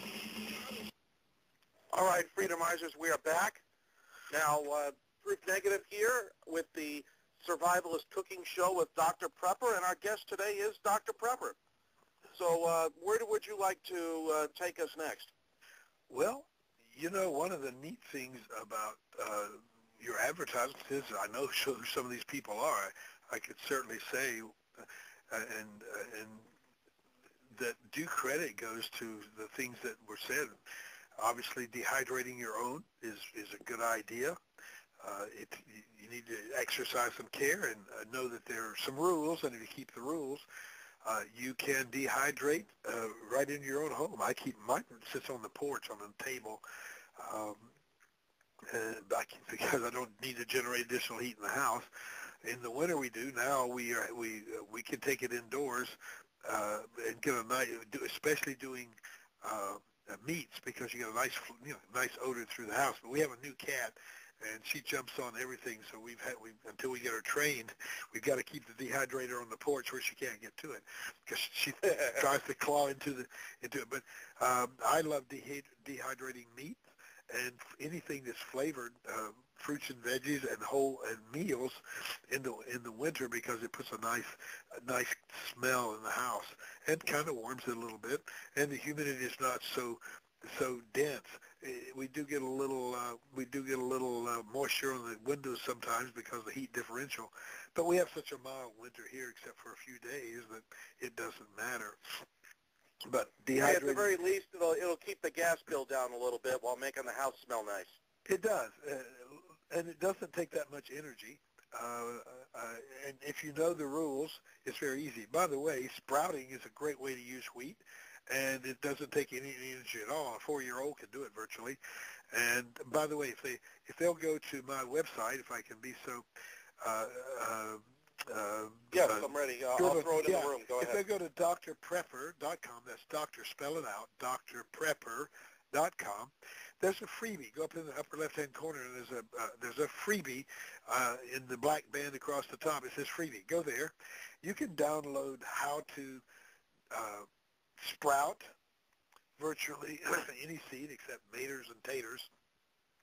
There too, you don't eat the sprouts from tomato seeds or potato eyes. You just don't do that. They're a little dangerous to the body. They won't kill you, but they'll make you so sick you wish you died. So you don't want to do those two. Maters and taters, that makes it easy to remember. But you can sprout virtually anything else. And again, wheat is a great thing to sprout. And the rule of sprouting is sprout it to taste it as it starts. Once it starts to sprout, you can see the little growth coming out from between the two halves of the seed. Start tasting it. When it gets where you like it, remember where it is, and usually it's about 1 inch long.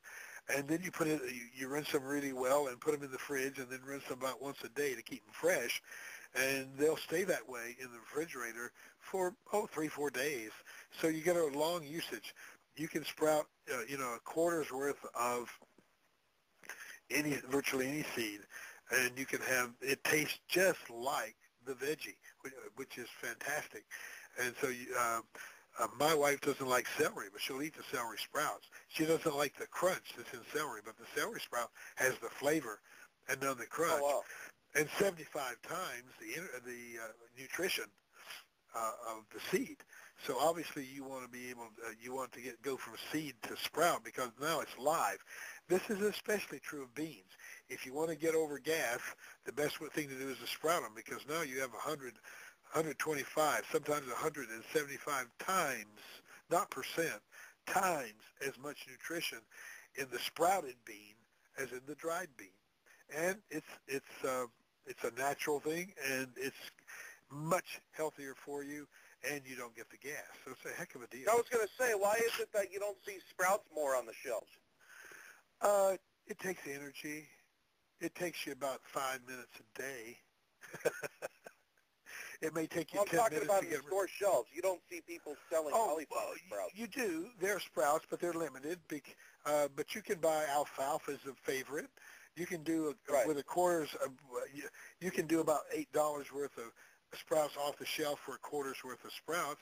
All you need is a quart jar with something and you can use a piece of stainless steel wire, screen wire, or you can use the top of pantyhose, tops please, and just cut it out of part that goes over the top of a quart jar. Screw the ring down on it, and you put after you put the sprouts in.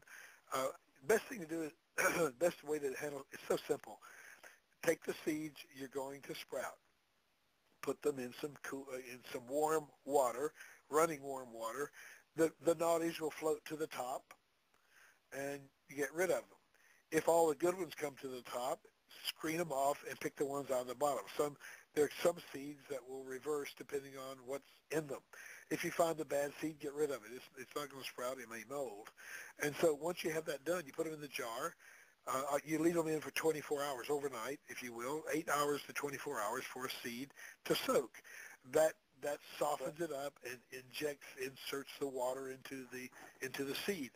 And then all you want to do is let it drain. Put them in the jar, quart jar, turn the jar so the water will drain out, and just let them, every 3 times a day, you're going to rinse them. And you don't have to take them out of the jar. Now, soybeans and other things that give up their seed need to be rinsed so the hulls will float away. And the reason people say, well, why do you rinse them? Because as they're growing, they're giving off toxic materials. They just don't taste good. They won't kill you, but it's still toxic. And so what you want to do is that part of the growth. Remember, they're putting out little an infinite number of small little roots. And they'll cling to each other because the roots will intertwine. So you want to rinse them, not too vigorously because you don't want to break them, but you want to rinse the hulls off so they go away. And that way you don't have anything molding in the. And after 3 days, some sunflower seeds, a day and a half, you can start eating those puppies. They really sprout quickly. Some things take up to 4 days. You just learn how to do it, and you can do it in the kitchen window. You can do it on the kitchen counter, throw a towel over it.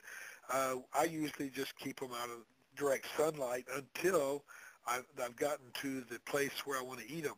I put them in the sun for just a little while so they'll green up, and then I put them in the fridge. Very simple. And that instruction, it's about a 13-page download. It's a chapter out of the book. The book is my book has sold 750,000 copies. We don't know of anyone having died from doing anything yet, so you can trust it and get that free chapter and learn how to sprout.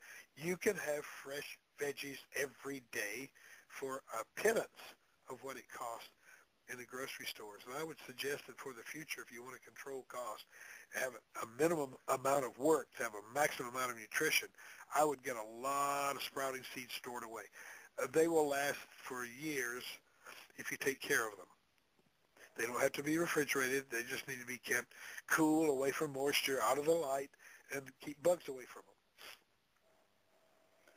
All right. So where do you get these seeds at? Where do you prefer to get your sprouting seeds? Virtually anybody. Does Tammy not offer those on her site? I haven't. Oh, I don't know if she does or not. I'll be honest. I've had a hard time getting hold of her. I don't. Maybe tomorrow. Any grain that you store is for sprouting, unless it's treated for growing. Growing seeds are very expensive compared to sprouting seeds. Wheatgrasskits.com is a great place to go. Mm-hmm. If you just type in sprouts or sprouting seeds in your browser, stand back from the screen because they're going to come up like crazy. Virtually, and every store has it at retail. But what you want to get is 10, 12, 15, 20 pounds at a time, 50 pounds, whatever, because they're cheap. Wheat is very, very cheap for sprouting because it's not an expensive grain compared to others. Celery seeds are expensive. I think the most expensive seeds are broccoli. Really? But they're one of the most potent of all the sprouted seeds. Best on earth for for all the what sprouting is all about. Broccoli is up on the very highest end of health, return on investment, so to speak, value for the cost of seed. But they're very expensive. You buy them an ounce at a time. But people learn what they can get. A lot of stores have racks. You just don't, they just don't get above you. They don't get in view because you're not thinking about it. But if you look in most stores, and of course all health food stores have racks of sprouting seeds. Oh, okay. And you can buy them by the ounce. A lot of stores have sprouting seeds in bulk. You can buy as much as you can afford. Always buy it by the pound or buy it from people who sell it by the barrel, because buying it in a pack is very expensive. Because there's packaging and all the other things, time and energy that goes into it. But I buy mine 50 pounds at a time. So Whole Foods would have this? Whole Foods, the chain, normally has all kinds of sprouting seeds. Most grocery stores have a rack on which, or some place where they display sprouting seeds in little packets. They're see-through packets. You can see what it is normally. And it has a little hanging tag that has the information on it. And the instructions are free if you go